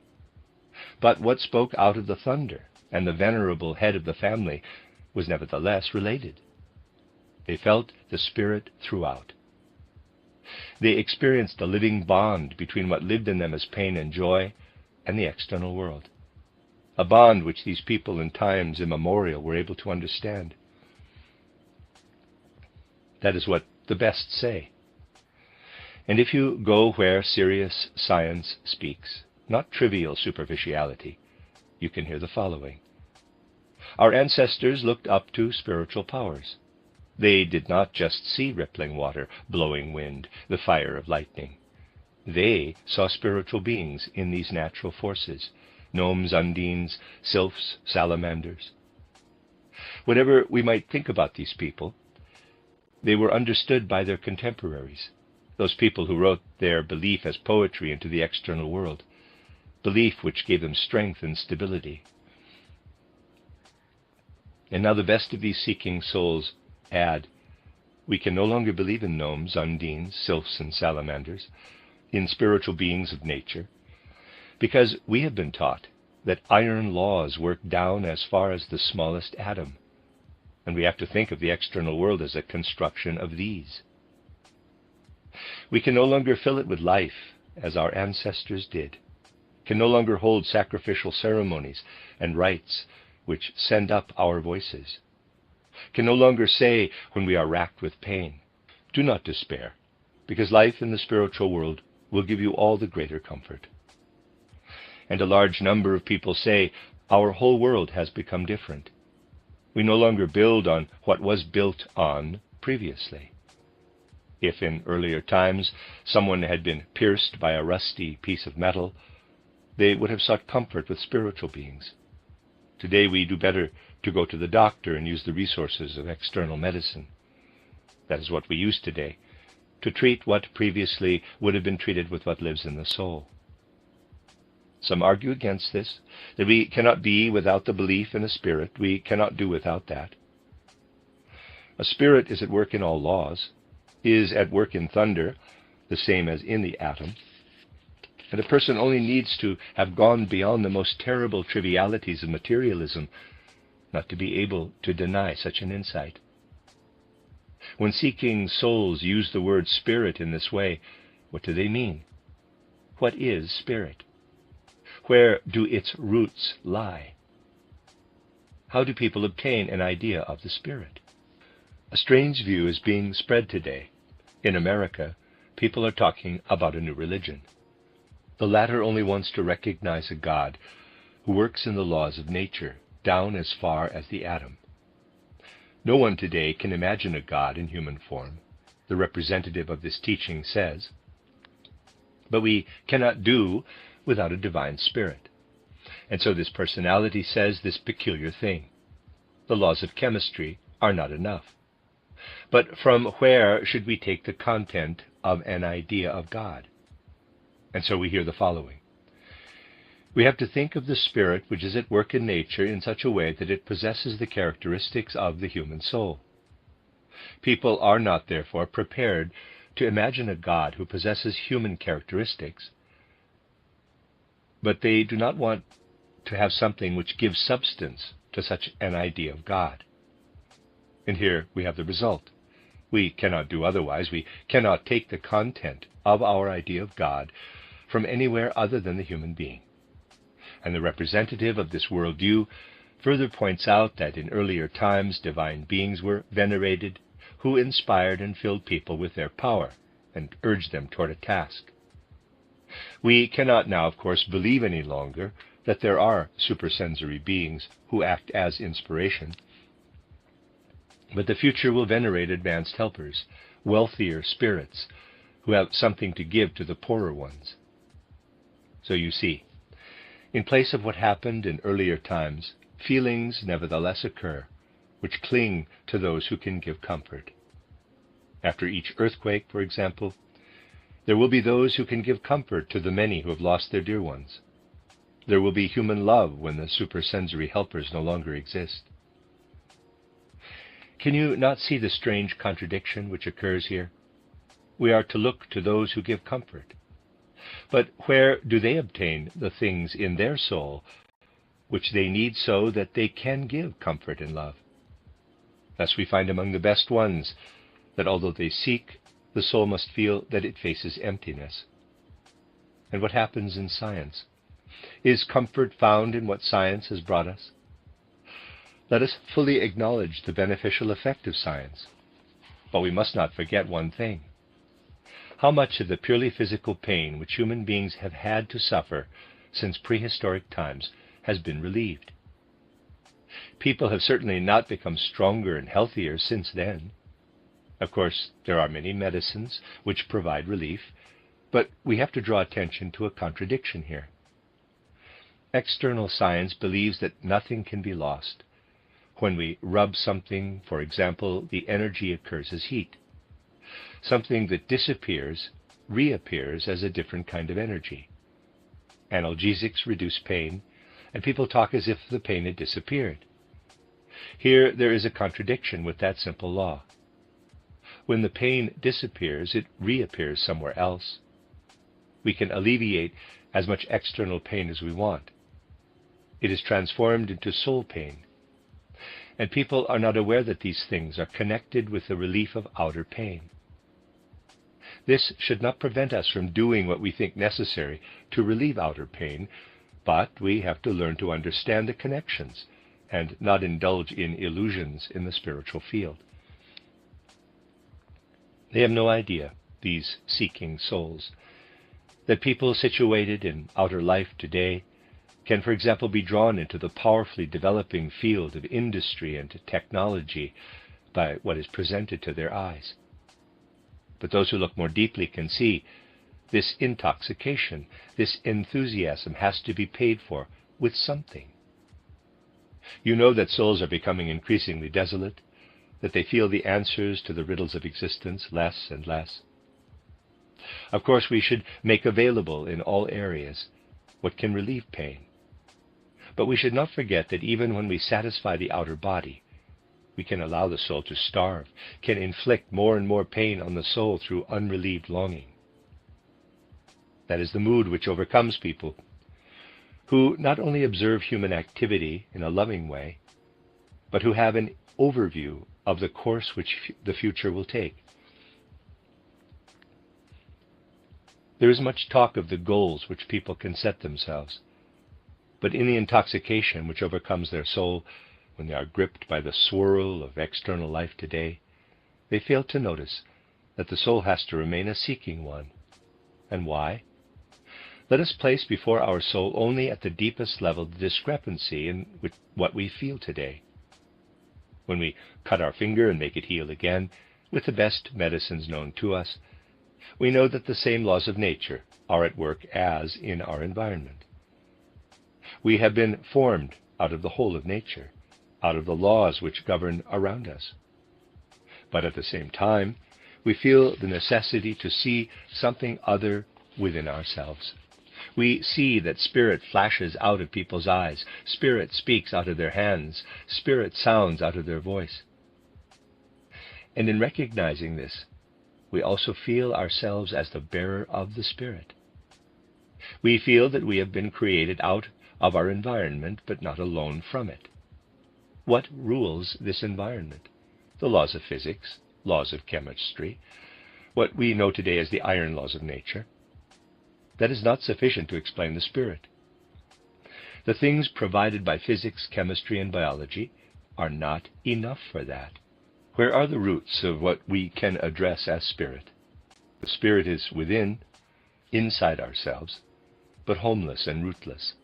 We can understand the chemical composition of the blood, can precisely grasp the combustion process which takes place in us, and everything which is subject to the laws of physics and chemistry in the external world.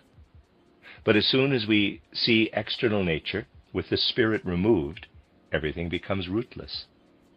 We cannot say that it is the same way that the blood is subject to the laws of the blood circulation, so something spiritual follows the laws of the environment. Spirit cannot be found in the latter, the seeking. Lost soul of the present says, I will not find the answers there which torment me. From where will they come? Now we can see where the problem lies. We see that our ideas about the external world are becoming ever clearer. But then human beings want to be rooted in something with their spirit, with their soul. The soul cannot but want to do that. It cannot escape from itself into a desolate, chemo-physical existence. That is where the split occurs.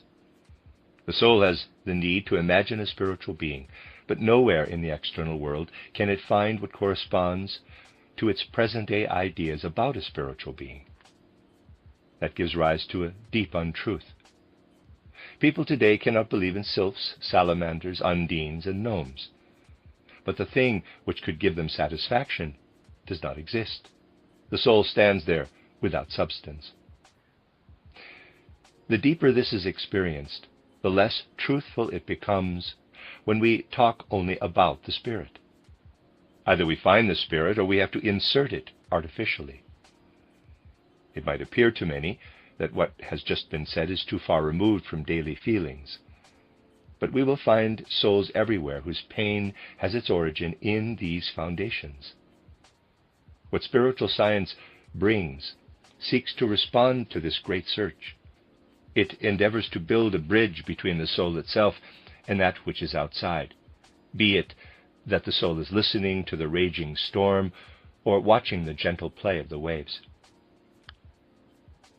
People are no longer capable of idealizing gods acting in the air and water from out of the characteristics of the human being.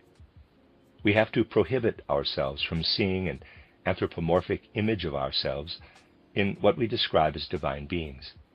That is what the present time has learned. But the converse is the impotence of the seeking soul. On the one hand, it is told, if you find a God, you must not give him human characteristics.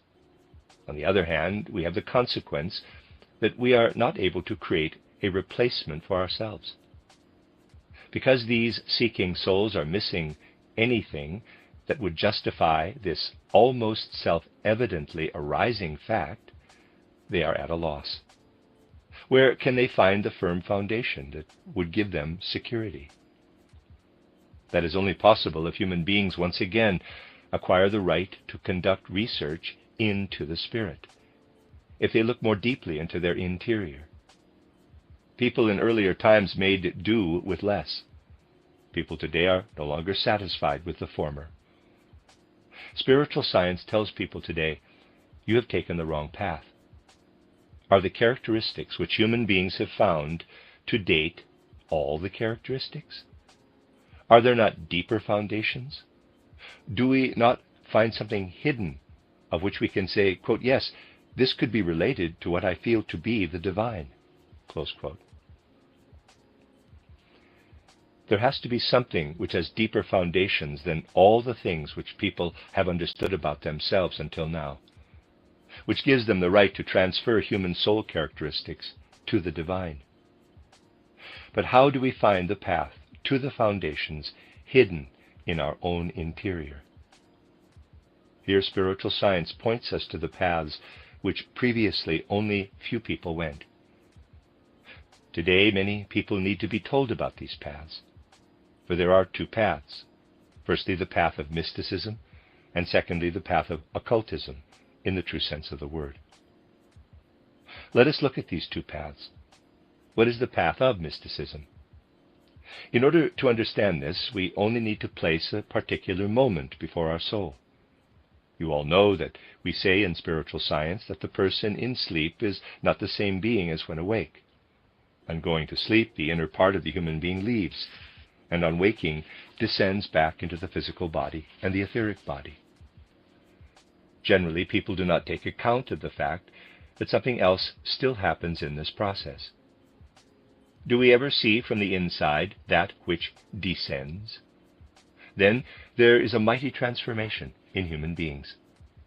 In the moment in which they descend, they do not see their etheric body and physical body from the inside. Otherwise, they would see that their corporeality is illusion, Maya. As ordinary people, we see the environment and that part of us which we can see from the outside. Human beings do not see what works and lives within them. They only see the external part, which they also see in stones and minerals, because their gaze is diverted to the external world as soon as they descend into their lower bodies. Those who strove for a conscious awakening were the mystics. They experienced a conscious descent into the external human being. All the images of the inner life, which are familiar to the mystics, are what human beings can see when they turn their gaze away from the external world, from what normally captures their gaze.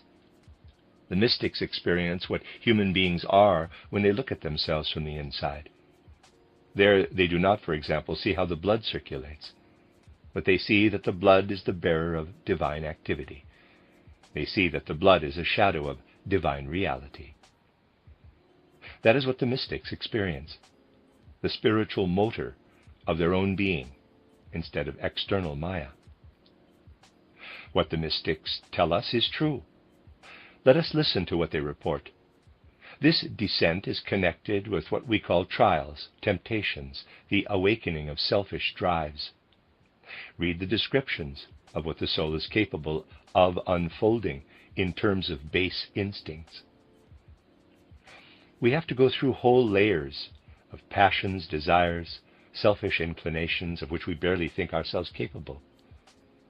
All of these things have to be overcome when we want to penetrate to the deep layers of our own being. It is a wise provision that our gaze is directed away from our own interior to begin with, because human beings are not mature enough to descend consciously into their own interior. They have to fight everything that rears up in them when they have trodden the path of overcoming their own egoism. Only then do they find the true human being, who is concentrated in the smallest space, the point of the I capital. Only there are we fully within ourselves, know ourselves in good and evil, see what human beings really are when they find themselves beyond the layer which is formed by the instincts and desires, and when they have outgrown everything which they have become through education and convention. We have to pass through this layer if we want to penetrate into our interior. There is another way to obtain an understanding of the spirit within ourselves. It is not easy to follow, and is protected against those not ready for it, because it also contains its own dangers. Alongside the important moment of waking up, there is also the moment of going to sleep, which is equally important for looking at the human being. Let us look at it in greater detail. At the moment when they go to sleep, human beings pass over into the spiritual world, into the world apart from physical reality. Their consciousness stops. It is extinguished. Normal human beings do not, in a conscious way, have the spiritual world around them. If they were to penetrate the spiritual world before they were ready, then they would be afflicted spiritually to the most extreme degree with what in the physical world is being blinded. They would be blinded by a direct view of the spirit infusing the external world.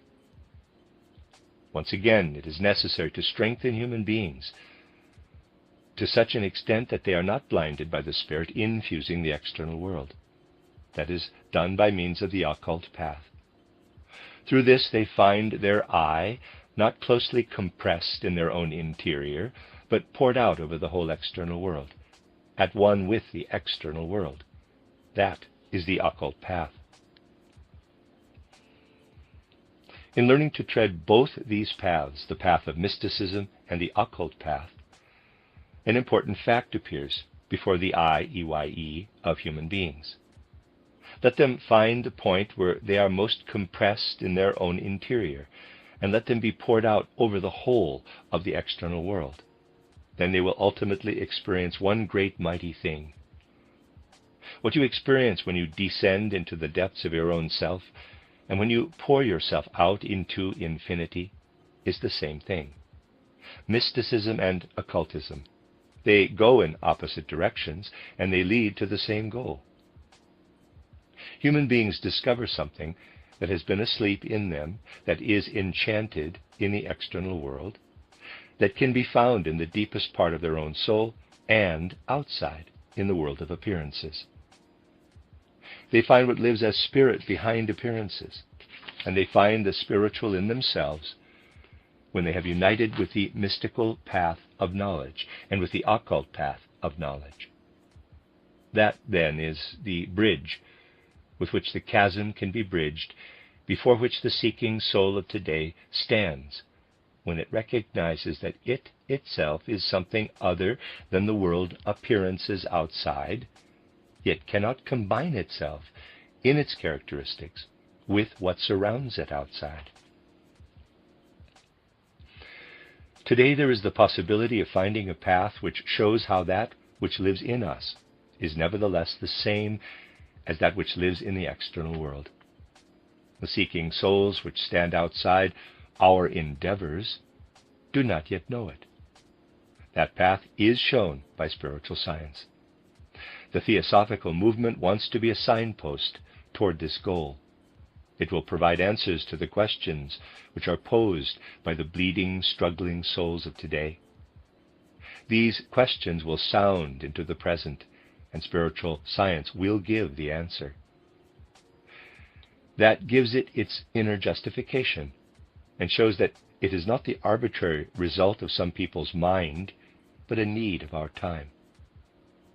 Spiritual science will once again indicate ways and means to find a harmony between what lives in the environment and in the human soul. It will lead us to recognize the laws at work in nature, not as empty abstractions, but as thoughts of divine spiritual beings. In this way, it will rediscover the spirit in the external world. Souls today are empty and desolate because they cannot do that. They can only obtain comfort, help, and strength in seeking the paths and goals of the spiritual human being. That shows the profound justification of such spiritual scientific striving. When we understand spiritual science in its deepest sources, we will give the soul the nourishment which it craves. We'll open up sources of spiritual action for it. And because all things external are an expression of the spiritual, over time, also health. The longing and searching of the present time give spiritual science its goals. The end of Lecture 3. You are listening to RudolfSteinerAudio.com. As well, these podcasts can be heard at RudolfSteiner.podbean.com. Please consider becoming a patron. As well, there are two publishing houses, SteinerBooks.org in America and RudolfSteinerPress.com in England, which are the sole publishers of Steiner into English and have given me permission to do these recordings. Please consider patronizing them as well. This is a reading of Collected Works, Volume 125 by Rudolf Steiner, 14 lectures entitled Paths and Goals of the Spiritual Human Being, Life Questions in the Light of Spiritual Science, translated by Christian von Arnim. This is Lecture 4, given in Copenhagen on the 4th of June, 1910, the second lecture. When we speak about the paths and goals of the spiritual human being, we will repeatedly be faced with the question, why should we think about following such special paths? Why are we pointed by spiritual science toward setting ourselves such goals? The answer to that has to turn into sentiment and feeling for us. It has repeatedly been pointed out that forces are slumbering in human nature, and in nature which are striving to develop and which can be developed. Apart from the human being who can see and hear in the physical world, each person has a higher human being within themselves. The latter exists in embryo as a kind of seed. Spiritual science makes us aware of that with ever greater urgency. This is a human being of whom ordinary consciousness does not know a great deal. We have to have a clear sense of the following. The thing of which we have an overview right now is our ordinary everyday human being. But the one who is slumbering in us, who is predisposed within us as a seed, is a spiritual human being. Whether the latter develops or not is dependent on our ordinary human being. We can prepare the ground with the forces of our ordinary human being, but we can also leave it unprepared and not bother with it. Then we neglect our duty toward our spiritual human being. We can prepare the ground for this higher human being through spiritual science itself, through what it can give us as teaching and information. If we transform such insight into sentiment and feeling, that will give us the answer to the question, is it not a higher kind of egoism to concern ourselves with ourselves in this way? For as long as we have not learned about spiritual science, it is our karma to wait.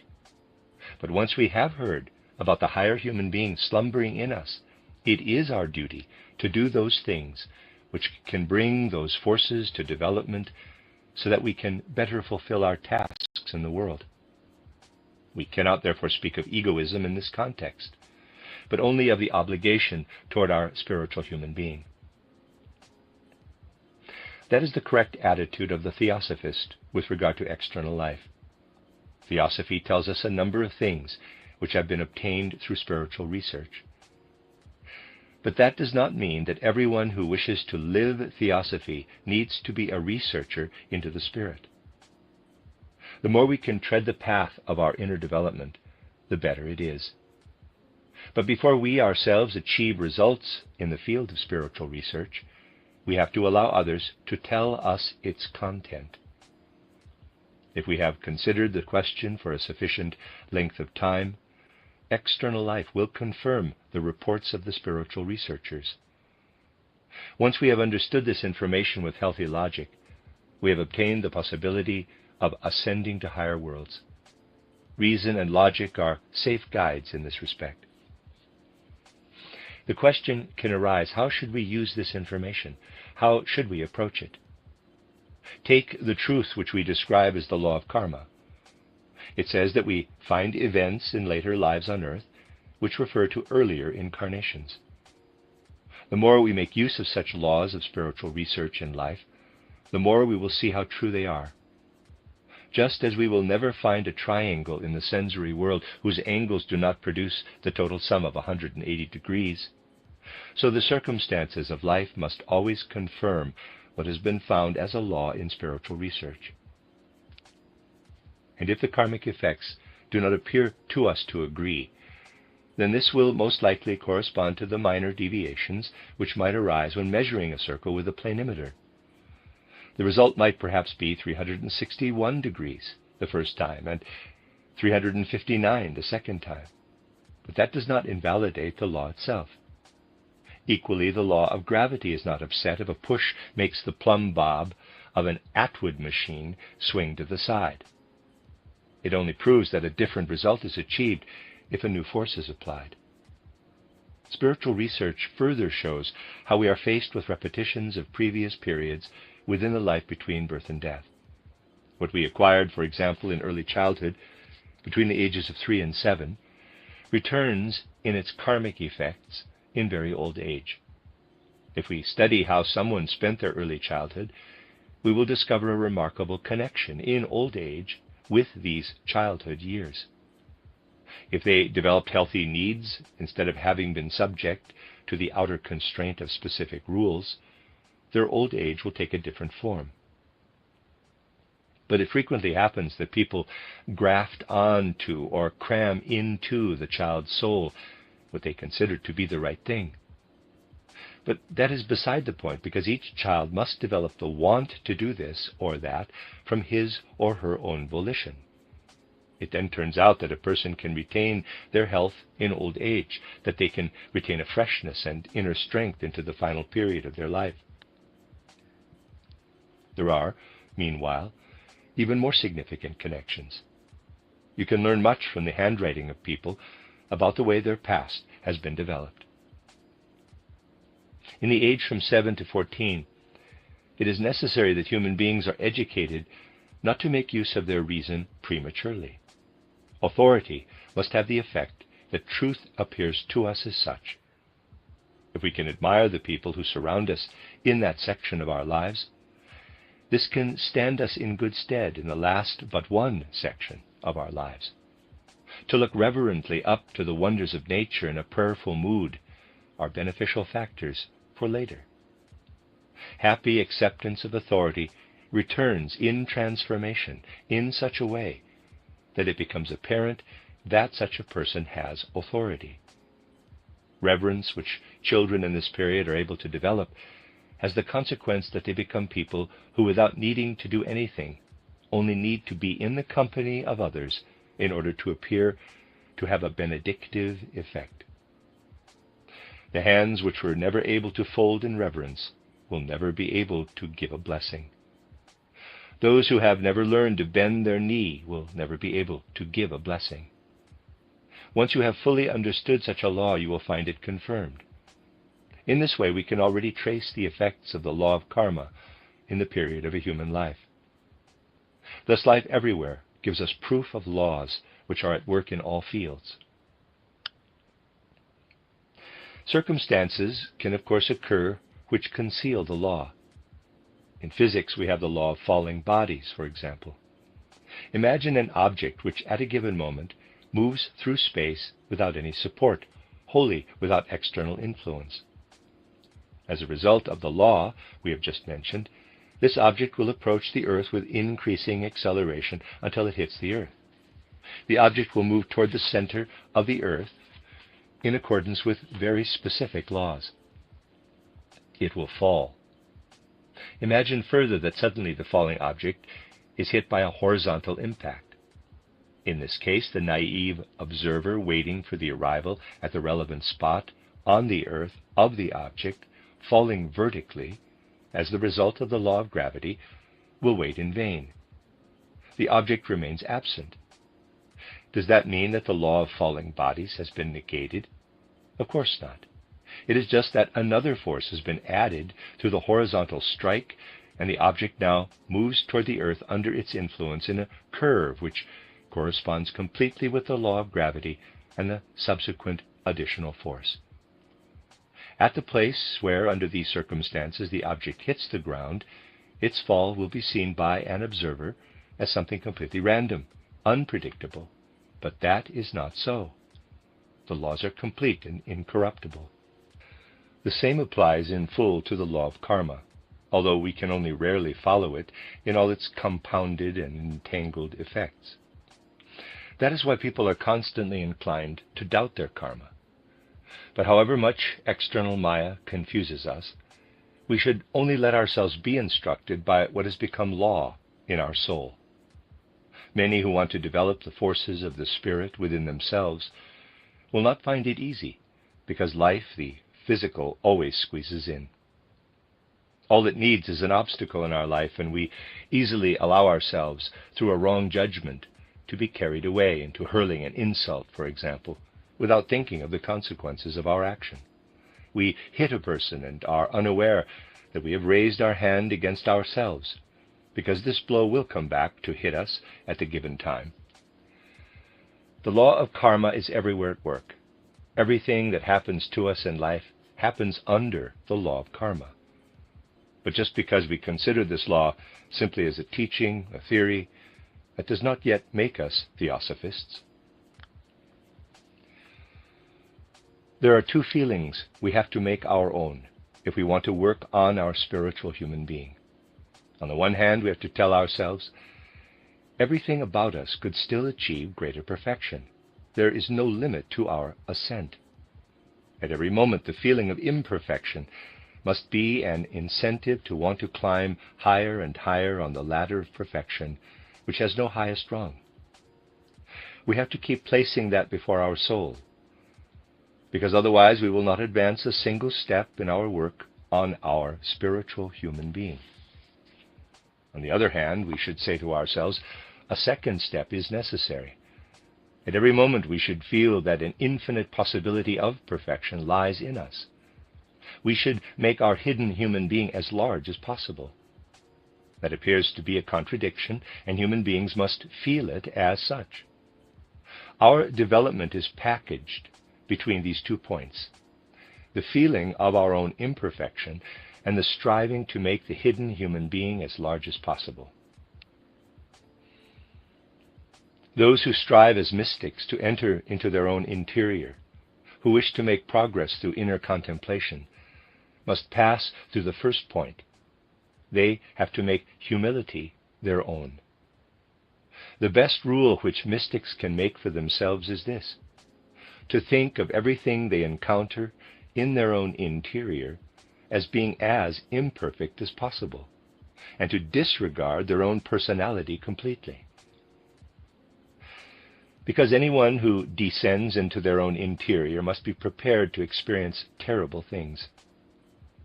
Stories of tragic events take place in the inner world of human beings who dare to enter the depths of their own being.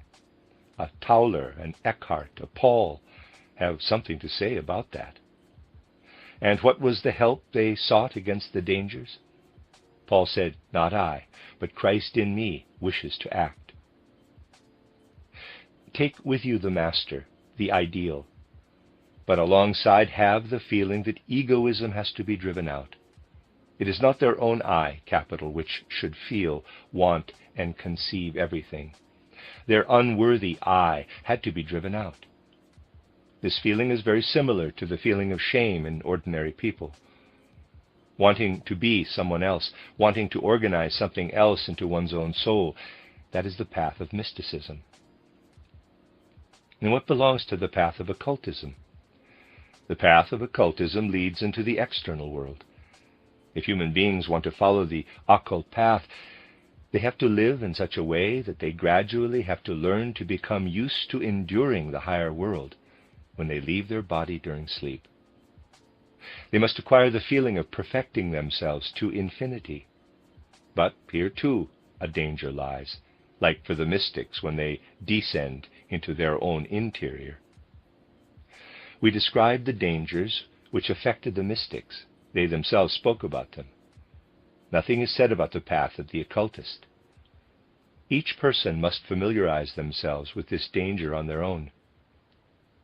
When we look into our own interior, it would be bad if we had not learned to feel ourselves as a unity, which is infused throughout our whole being. Such being, able to hold fast to a unity, is torn apart by each passion which overcomes us. Anger, jealousy, hate destroy our power of being able to direct our gaze at the unity. And the worst thing is if we have not learned to concentrate, if we are driven all over the place. We have to learn to feel ourselves as a unity firmly and unaffectedly. If as occultists we seek the path into the external world, we have to discard our personality as it has just been characterized. Here we must not seek a unity which underlies the whole of the external world. Because when we turn outward toward the spiritual world, we encounter an endless variety of beings and circumstances. If an occultist were to attempt to penetrate the all-embracing unity which underlies the whole manifest world, they would perish.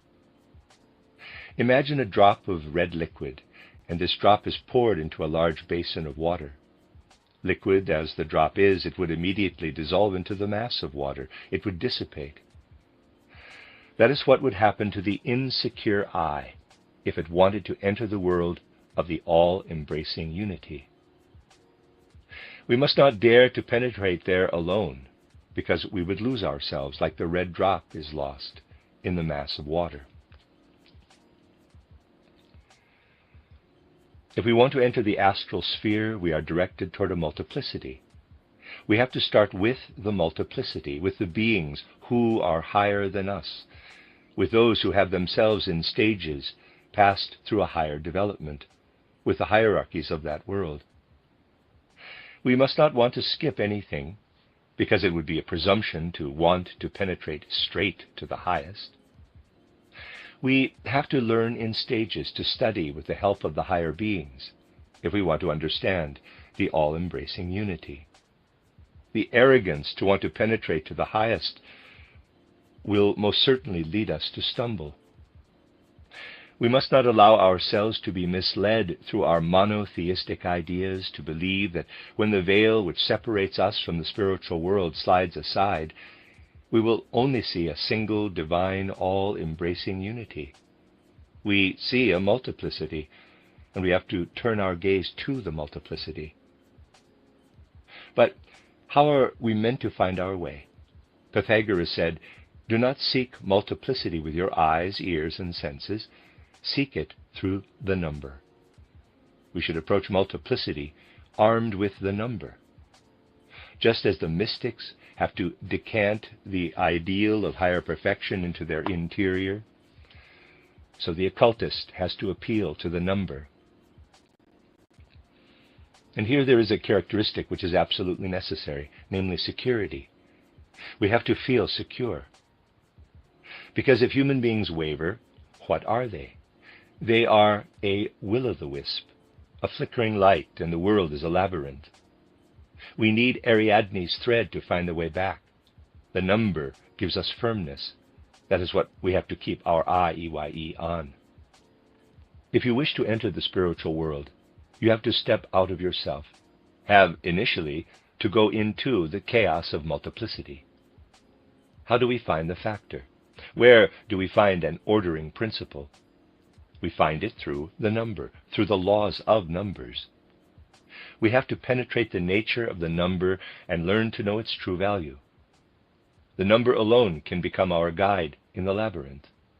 The number can teach us many things, and profound secrets underlie certain numbers. Take the number 2. Everything that appears in life is revealed in the number 2. Right, not without left. Light, not without dark. Everything that manifests externally is subject to the number 2. The number 2 is the number of revelation, the number of manifestation. The number 3 is the number of the laws of the soul, thinking, feeling, and volition. To the extent that something organizes and structures itself in the soul entity, it is subject to the number 3. Where the number 3 is revealed as one of the laws, there is an underlying soul element. We can find the number 3 in innumerable relationships. In the 3 logoi, we have the 3 basic forces which refer back to something divine and of the soul. The number 7 applies with regard to all things temporal: Saturn, Sun, Moon, Earth, Jupiter, Venus, and Vulcan, which designate the 7 consecutive evolutionary states. Where we see something simultaneously working together, we obtain the number 12, the 12 gods, the 12 apostles, and so on. The reduction of the fixed stars to the 12 signs of the zodiac is also connected with this. The number 12 teaches us another law as well. Think of materialism. Is materialism wrong? It does not need to be so as long as people do not carry it into the soul element. If we want to be materialists, we have to pay homage to vitalism. Then we learn to understand material life. But we have to choose a different perspective for the soul and spiritual entity. If we wish to understand the world in its abundance, we have to be able to adopt a variety of standpoints. We have to follow the practical path of the Spirit. Now, we might hear someone express the principle, you have to create a certain system for yourself if you want to penetrate into the higher worlds. But that is the worst way we could go. We should, in contrast, first step out of our own personality, from the center which this personality occupies in its existence to the horizon of our physical existence. And only here, at the horizon, should we adopt a specific standpoint. First, the materialistic one, and look at it from the inside, from the one perspective, by which means, as already mentioned, we learn to know material life. Only then can we walk around the horizon and choose 12 different perspectives. That is the only way which can lead to real knowledge. Practical occultists have to become very selfless before they can walk the horizon in a circle. They receive unity in external and internal things, in that they have to forget their personal I, capital, 12 times. The end of Lecture 4. You are listening to RudolfSteinerAudio.com. As well, these podcasts can be heard at RudolfSteiner.podbean.com. Please consider becoming a patron. As well, there are 2 publishing houses, SteinerBooks.org in America and RudolfSteinerPress.com in England, which are the sole publishers of Steiner into English and have given me permission to do these recordings. Please consider patronizing them as well. This is a reading of Collected Works, Volume 125 by Rudolf Steiner, 14 lectures, entitled Paths and Goals of the Spiritual Human Being, Life Questions in the Light of Spiritual Science, translated by Christian von Arnim. This is Lecture 5. Given in Copenhagen on the 5th of June 1910, the 3rd lecture. If we asked a person in everyday consciousness, quote, what is it that we call the I, capital, close quote, we would get the answer that such self-consciousness had to be sought within the boundaries enclosed by the skin. Our view can be proven through the fact that the seat of the soul must be sought in the head and the heart. But spiritual science sees that differently, only it is not easy to understand. We come closer to the spiritual reality if we try to clarify the supersensory facts for ourselves. People cannot come close to the truth with the concepts and words which they use without this research. We will get a good understanding of that if we make use of a single picture. Think of a seafarer sailing the seas. Here the external factors are the important, the determining thing. How he sails the ship depends on the state of the ocean, whether islands appear in the ocean, what the sky is doing, and other things. The captain and sailors make their decisions on the basis of all these external facts.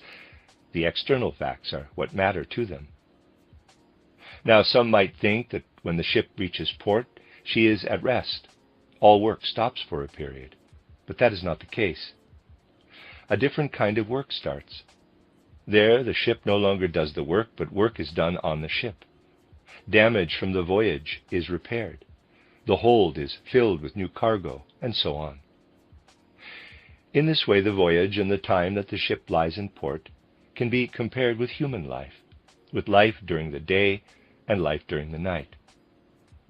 Only there is one difference, and this is that human beings are not involved in the work during the night. During the work in port, the ship must be made serviceable by the workers and sailors for her next voyage. But everything which in the daytime work of human beings provokes action through the senses stops working at night. Our senses, which have done the work in our body during the day, are at rest during the night. The work of the day rests like the ship in port. And yet work does take place in the human being which makes him or her capable of starting a new day's work. In this way, we can come closer to the concept of what the actual spiritual part in the human being is. It is not enclosed by a person's skin, but extends beyond the physical human being. The actual spiritual entity extends its feelers into the human being. It sends the essential part, the spiritual part, into the human being. Where is the actual I, capital, located in the human being? We find the spiritual human being, the supersensory ego human being, surrounding the physical human being. And when we look at the human aura, which is formed like an egg, then the ego consciousness will work most effectively in the shell, in the auric egg. It is this fact which leads to a proper solution to the problem. I referred to 12 points on the horizon. The occultist has to know them. They exist there even if they are not recognized by everyone. These 12 points constantly send their forces into human beings. They are attacked from these 12 points in the various points of their aura. It is only because their eye surrounds them that they are capable of making the cosmic forces one with themselves. Human beings must feel that they are part of the cosmos. That makes them capable of perception, and in that way it becomes possible for them to acquire capabilities of apprehension which correspond to the points we have just talked about. They are embedded in these 12 points. The divine spiritual forces act into the human being through these points. If you are able to contemplate and observe this, you will understand the paths and goals of the spiritual human being. Human beings have to be able to integrate this feeling into their lives. Spiritual science enables them to become familiar with the sum of forces through which they can fulfill this transformation in themselves. Let us consider our simple everyday lives. Someone might hasten through the world and encounter many things on which they could reflect, which they could work on in their spirit, but they do not make the least effort to transform what they have experienced into work, or indeed even just think about it more deeply. The only thing they want to do is have, in quotes, experiences, and rush from one sensation to the next. Then there is another type of person. who goes through life without paying the least attention to the external world. They brood on and speculate about their own thoughts. They do not notice what is going on around them. They are constantly brooding. Neither extreme is of benefit for human beings. But there is a middle position, and that is this: to interweave everything we experience with our own thoughts. This middle state is the most beneficial one for human beings in the external world. Let us assume a young man is preparing for his exams. He has worked hard, the time of the exam approaches, and with it the anxiety about the exam. The young man keeps thinking that on the day of the exam he might be asked the one question about which he feels least secure, about which he knows least. That is at work in his thoughts. The exam goes well, it determines the rest of his life. It is the gateway to his further life. Now, it can happen that in the further course of his existence, he is pursued by a dream, and in this dream the anxiety about the exam of his youth appears. All the things he thought he did not know at the time. The soul is intimately connected with this, and the occult observer sees the web that is spun in the dream.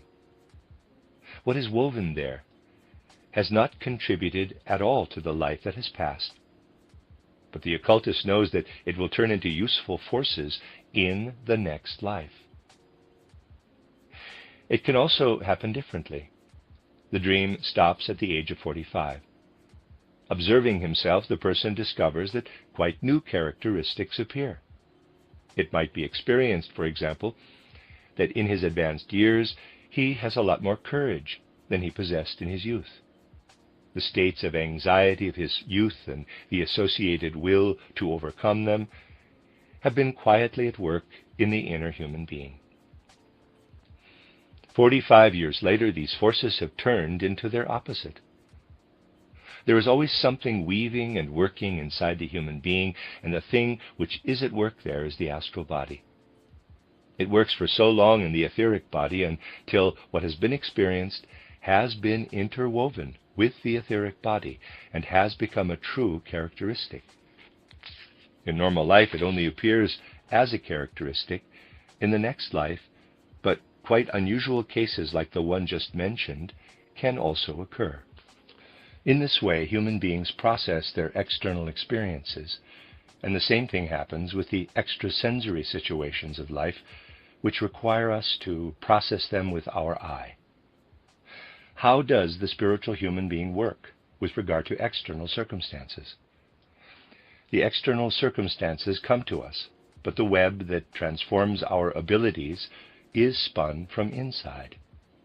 We weave into the human being the things which originate in the eternal spirit. We have to approach the external, but the spiritual approaches us. Let us assume that a person, for one or another reason, becomes interested in something. For example, looking more closely at a tree.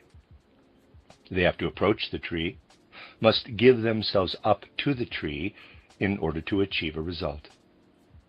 But it is different with spiritual results. They come to us. We have to wait for them to arrive. The key thing about external experiences is that they are transitory in nature. But those which come to us by way of theosophy are based on spiritual ground. We weave them into our interior as something everlasting. We have to go toward external things, but the spiritual has to come to us. And the more we make ourselves capable of receiving the spiritual, the more it ripples toward us from the spiritual worlds and turns into our property.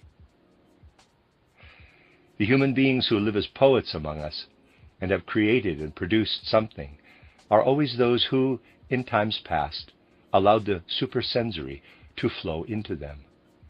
We have to learn to think more. We have to be able to think logically and in a reasoned way, and then make our soul very still. Then we will not have waited in vain. The Spirit will, correspondingly, flow into our soul, to which we ourselves have opened the way. We have to learn to preserve the mood of anticipation. The best thing is not the thing we brood on. We are meant to obtain everything through the work we do on our thinking, not through ourselves. We can only fertilize our spirit through sharp thinking and then waiting. It has to stream into us when we have learned to observe the proper processes, and these processes have to work together with the thinking, feeling, and volition. There are three parts of our soul life: thinking, feeling, and volition. A person sees a rose. They recognize it as such through their thinking life. They admire the form and color. That awakens certain feelings in them. They stretch out their hand to grasp the rose, and thereby express an act of will. But important results depend on the way in which the person now treats these characteristics, which can be crucial for the rest of their life. For example, a person might meet another one toward whom they feel a pronounced antipathy. They see that they cannot free themselves from the person they dislike, and the feeling that is aroused by that constraint makes them angry. Thinking, feeling, and the will are involved in this process. The different courses which these processes take can often be observed in daily life. The anger of one person quickly ebbs away. They do not want to carry such feelings around with them for long, and the better feelings gain the upper hand. Another, in contrast, carries their anger with them for the whole day. They do not find the flexibility to shake it off. The first person who quickly shakes off their agitation will remain a mentally healthy person. They might reach a great age. But the other, who becomes angry at every little thing and carries their anger around with them for a long time, will age early. Such constant agitation will eat away at their body. There is a saying, "Never go to sleep angry." That is when the effects start to weave in the soul, and we weave the passions into the human being. What we experience out of the spirit acts on our soul, and it is quite a different matter whether our experiences only remain theoretical or whether they are transmitted to the feelings. Let us assume a person incorporates much of a spiritual nature in themselves, and what they incorporate penetrates the human being. What is incorporated really only becomes productive for the spiritual human being when they embrace what is incorporated with enthusiasm and love. Only at that point does that work also become work of the inner human being. They draw out the spiritual and make it a part of their spiritual I. It is the feelings which help us to make our spiritual acquisition our own. Human beings live in an aura, and when the theosophical truths are incorporated by the spiritual human being, the aura is strongly set in motion. The I capital is the motor of that movement. How is that process revealed to the clairvoyant I, EYE? When love and enthusiasm for the great spiritual thoughts take hold of the human being, everything comes to life in the aura. And the result of this higher thought life is such that it has a cleansing effect on the aura.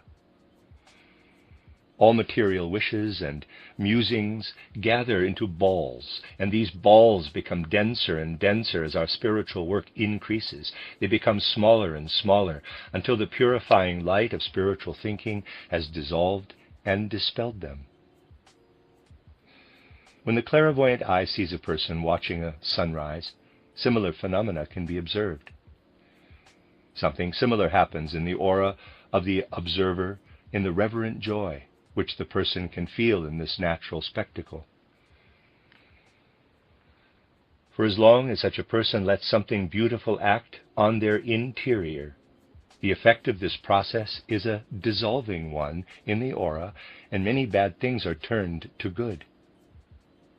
Being able to take pleasure and the ability of contemplation have a purifying effect on the soul, and in such moments the soul is capable of assimilating new spiritual things, because the stream of higher forces has found an entry. But the opposite can also happen. When a person does not allow a great natural spectacle which has acted on them to linger in their thoughts, if nothing remains in them of all that beauty and they turn to other things after fleeting enjoyment, the following can happen. Everything conglomerates in the aura of such a person. A soul and spiritual task which they came across was carelessly ignored, and now lives itself out in the dark. Then it can happen that lies find entry into their interior, working on the ability to let an event leave an impression on and be preserved in the feelings. That is the work of the spiritual human being. If all of us learned this, then spiritual science would lead to paths and goals which would be widely beneficial. If the only work which was done was brain work, if there was strife and discord among theosophists, little of what is bad would be transformed into good. The law of karma will show human beings how to work in the right way. For those who can have enthusiastic feelings about theosophy and know how to find consolation in it, the higher spiritual sciences are a blessing, because they bring consolation and strength under all circumstances. No one leaves these sciences without consolation. The greater our goals, the more our striving will be penetrated by ideals, and human beings will carry them out into the world. We pursue spiritual science and interweave it with our inner human being. It penetrates us, and we can carry it out among other people. We have to work on these goals as much as we are able. We do not have the right to leave the paths and goals of the spiritual human being unobserved. It is our duty to interweave the soul element with the physical world. Human beings are the entrance gate, the only spiritual gate in the physical and material world through which the heavens can flow in. We can dissolve the lead of materialism by allowing the spiritual truths to penetrate. Only when human beings work on human development do they contribute to life and not to death. Walking the paths and goals of the spiritual human being means pursuing the task of turning the supersensory into the soul element. The end of Lecture 5. You are listening to RudolfSteinerAudio.com. You can hear these podcasts as well at rudolfsteiner.podbean.com. Please consider becoming a patron. As well, there are two publishing houses, steinerbooks.org in America and rudolfsteinerpress.com in England, which are the sole publishers of Steiner into English and have given me permission to do these recordings. Please consider patronizing them as well. This is a reading of Collected Works, Volume 125 by Rudolf Steiner, 14 lectures entitled Paths and Goals of the Spiritual Human Being, Life Questions in the Light of Spiritual Science, translated by Christian von Arnim. This is Lecture 6, given in Munich on the 26th of August, 1910. If I make the attempt today to sketch out the current state of philosophy and science, then the reason for that is that in the widest circles of spiritual scientific views, there is not always the clarity as to the way we, as anthroposophists, can establish a proper relationship with what otherwise exists at present in spiritual and scientific endeavors. I have occasionally included philosophical matters in the courses of spiritual scientific lectures, taking specialist areas as a starting point. I have spoken specifically about the philosophy of Hegel and its connection with the present time. Today I want to take a somewhat broader view of the subject and talk in general about the current situation of philosophy and science. Since I announced what the subject would be, and the participants in my courses already know about the form which such philosophical interludes take, you will not be surprised when I say from the beginning that I am not particularly concerned about popularity. I rather want to call forth a feeling as to how we, as strictly scientific people, can find the relationship between spiritual science and other intellectual endeavors of the present. It is hardly surprising that there is not a great deal of awareness in this regard as to what has to be said in a lecture like the one today in the theosophical literature. The theosophical writers are not, as a rule, philosophers, and are not aware of the difficulties which accrue to philosophers if they try with their basic scientific characteristics to approach the field of spiritual science. I can, of course, only highlight individual examples, but I want to choose them in such a way that when I have finished, you can obtain a feeling of how we should think about the matters I refer to. Here I will begin by saying that it can, from the start, make a certain impression on a receptive soul if we talk in the field of spiritual science about supersensory knowledge, the ascent of clairvoyant research to supersensory knowledge. It must occur to those who believe that they need to approach these things from the premises of the philosophy of today, if they are talked about at all, that the objections which philosophy raises against various things it calls direct experience, direct perception, must apply in the same way to everything we produce in the spiritual scientific field. As long as we dress our supersensory experiences in words, for example, which, when we speak them, you may not even be aware of this, make use of spatial or chronological ideas, as long as it can be shown to us that we do that, as long as we are unable to structure our terminology in such a way that we do not insert spatial and chronological ideas in our observations in the relevant place, for as long as a Kantian or some other epistemologist of the present time can come along and object, either in the old form or in the various forms which these theories have assumed in more recent times, that it was an epistemological certainty that time and space were themselves mere categories or forms of our thinking. And if we also dressed our clairvoyant results in such forms which are taken from time and space, we would, by doing that, providing something that is tied to our conceptual ability, so as a result we would basically express something with our clairvoyant results, which, I know the term is open to challenge here, is merely subjective. That is a possible objection which can always be made. I mentioned it as an example of many other objections which can rightly be formulated on epistemological premises. Only if we can raise such objections adequately for ourselves, as scientists of the spirit, have we obtained the full inner right to postulate certain things. That does not provide a reason for not lending ourselves to certain information out of an inner sense of truth. We should do that because the inner sense of truth can lead us in the right direction. But we are only armed to respond to the intellectual movements of the present time if we raise such objections ourselves, and, at least within our own elaborations, can respond to these objections.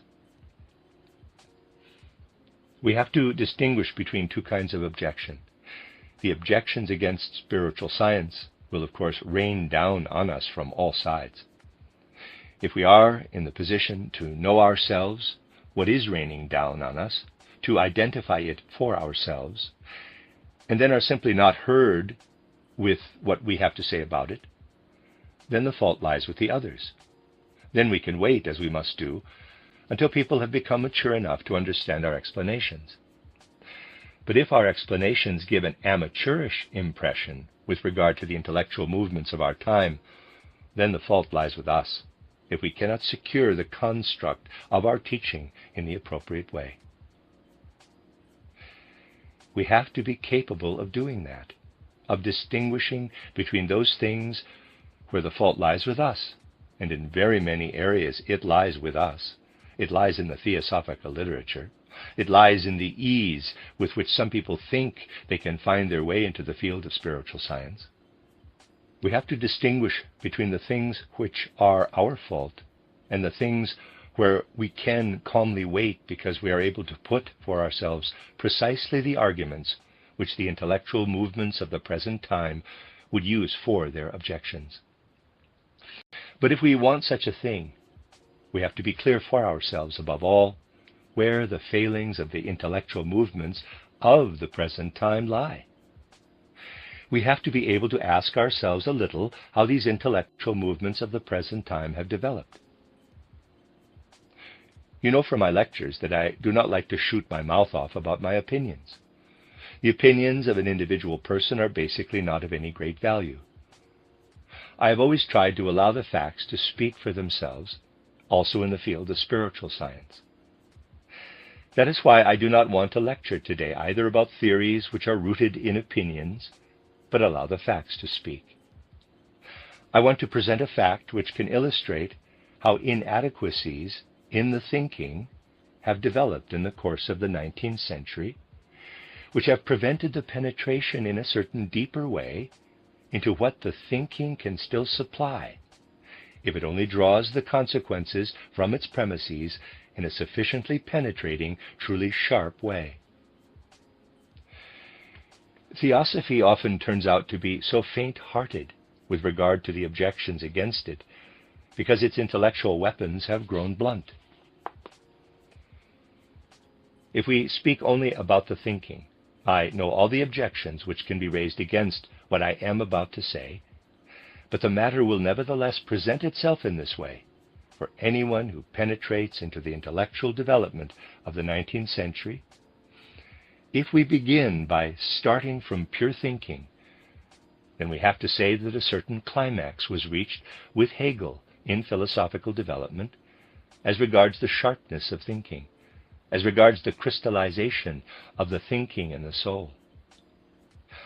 It is to misunderstand Hegel, to talk about him as frivolously as his opponents in the second half of the 19th century did. They imagined that Hegel was intent on removing all content from the pure thought as to what it had to say about the world. The only thing is that they failed to take into account that Hegel nowhere pretends that the human subject wanted to take anything of real world content out of the pure thought.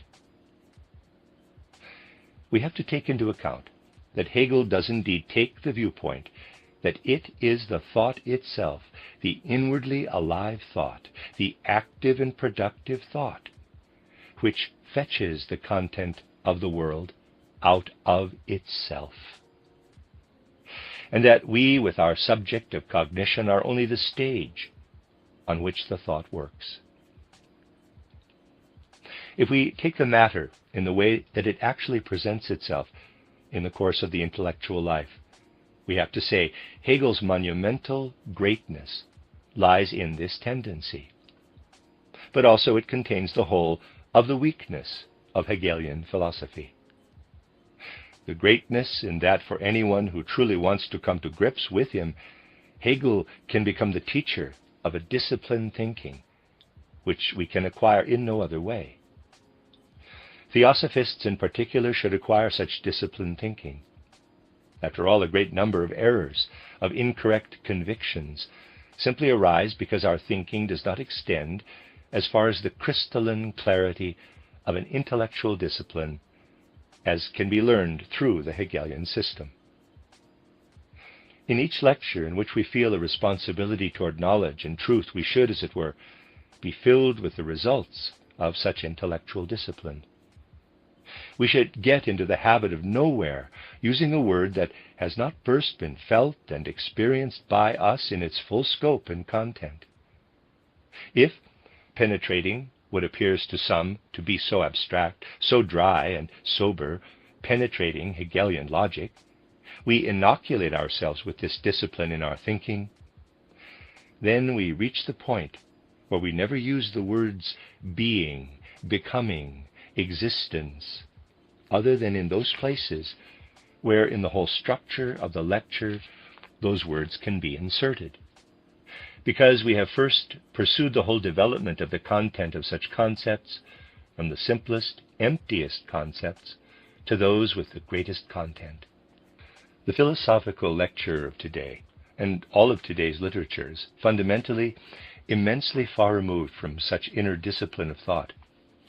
I could easily show you that in world-famous philosophical books of the present, the authors are not even able to sustain the content of a concept in a concise and precise way for more than 3 lines, and after 3 lines, use the concept they used earlier in quite a different way. It is quite obvious that this must lead to the inner model of the whole edifice, which is represented by our thoughts. It would be easy, as I said, to demonstrate this in world-famous philosophical books of the present time.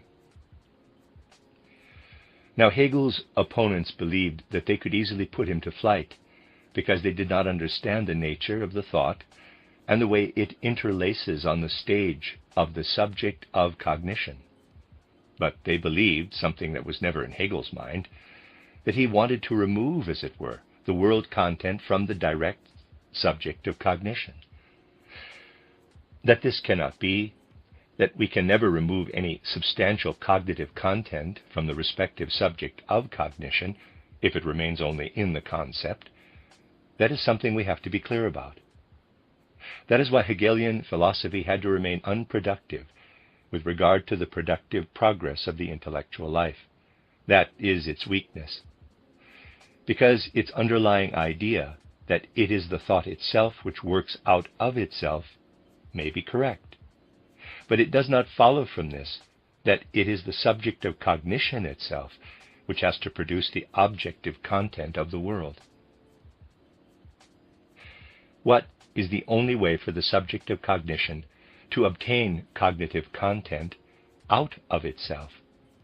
It is only possible if the subject of cognition fertilizes itself, makes itself capable of producing cognitive content. But such a capability can never happen on the plane of pure thinking. Through the pure thinking, we obtain a kind of overview, a kind of bigger review of what the human spirit has produced in the course of world history. From a certain midpoint, we can survey the thoughts which have been produced, but we cannot obtain new cognitive content. That was felt by Hegel's opponents. The only thing is that they based their opposition on false premises. But that is why Hegelianism, on its own, produced two things: a sheer, immeasurably great discipline of the thinking, and the inability to obtain productive cognitive content. In other words, Hegelian philosophy cannot have an ongoing productive effect through itself. This is the point where the productive cognitive forces have to be applied, where also Hegel's subject of cognition, which has been elevated to the level of the thought, has to resolve to allow to flow in what you can find, for example, as a means of fertilization of the subject of cognition in my book titled Knowledge of the Higher Worlds. How is it achieved? So, let me say, if we start with direct sensory existence and the way human reason works on it, we reach that level which we can describe as the life and activity of the subject of cognition on the thought plane. But then, further progress is only possible if we have the fertilization from the opposite side of sensory existence, by those means which are set out in my book titled Knowledge of the Higher Worlds. How is it achieved? Now, you will find in the literature, in which I have attempted gradually to draw attention to these things, to begin with in a preparatory way through my earlier writings, summarized most recently in my title Philosophy of Freedom, the path we can take from outer sensory experience, from the outer work on the material of existence, to the place where the thinking resides. You will find characterized there also the specific characteristics both of the setting of the thinking and the scope of pure thinking with regard to the subject of cognition. In my subsequent writings, which deal with the actual field of spiritual science, you will find characterized the other side of the world with its cognition-fertilizing forces. You will find an epistemological characterization of clairvoyant research, the scope of clairvoyant research, which flows from the other side, as it were. If we wanted to sketch this subject out, we could say, if we characterize for ourselves the thinking plane with the subject of cognition on this thinking plane, then there flow from the side of sensory perception all those things what can be obtained through the senses by way of the external sensory material of existence. We feel the Hegelian self-weaving within the thinking plane, what is called the dialectic of pure thinking. But then we come to a standstill if we take only this path. We have to wait until we are able to let flow into us on the other side that which we can receive by way of what is described in my book titled Knowledge of the Higher Worlds, How Is It Achieved? So we can see that these things come together, and that the Hegelian system was a wonderful summary of the human spirit at a specific time. But once this had occurred, those things had quite properly to happen, to which the Hegelian system could not rise. The plane where the subject of cognition has to be located is fixed. It cannot be raised. It can only be described from the other side with that which can equally be epistemologically assured, so that we do not remain one-sided, but acquire the possibility to gain an insight into the strictly epistemological method, also in those areas where we leave the sphere of just the senses.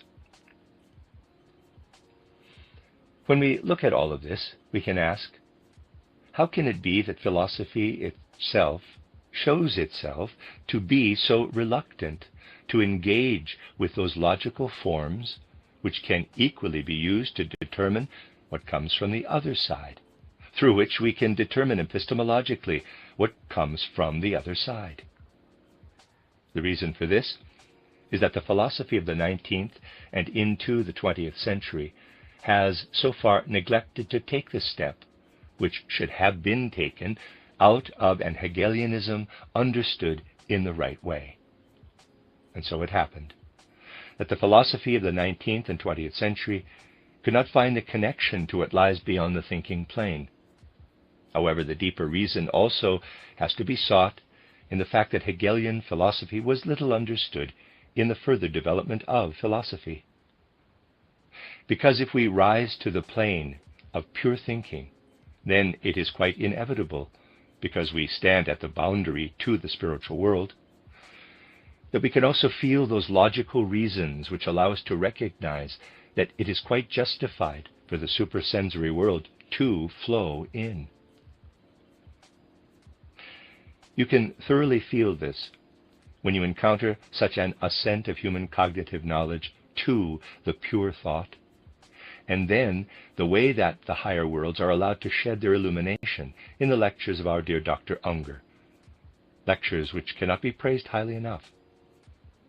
Hence we have to emphasize that it is the greatest blessing that we are in a position to have such a person among us as Dr. Unger, who is able in this spiritual and philosophical field to elaborate and execute the epistemology of the pure thinking with regard to the subject of cognition, which is located as the I, capital, on the thinking plane. And thus these lectures in particular can give you something of an indication for obtaining assurance in the relationship between spiritual science and the other intellectual endeavors. If you pursue this philosophy, some of which has already been set out in Dr. Unger's remarks, some of which still remains to be set out, then you will see that this philosophy will have a quite different character as philosophy to what exists today as contemporary philosophy. A truly not insignificant thinker recently said something about the latter which basically cannot be challenged.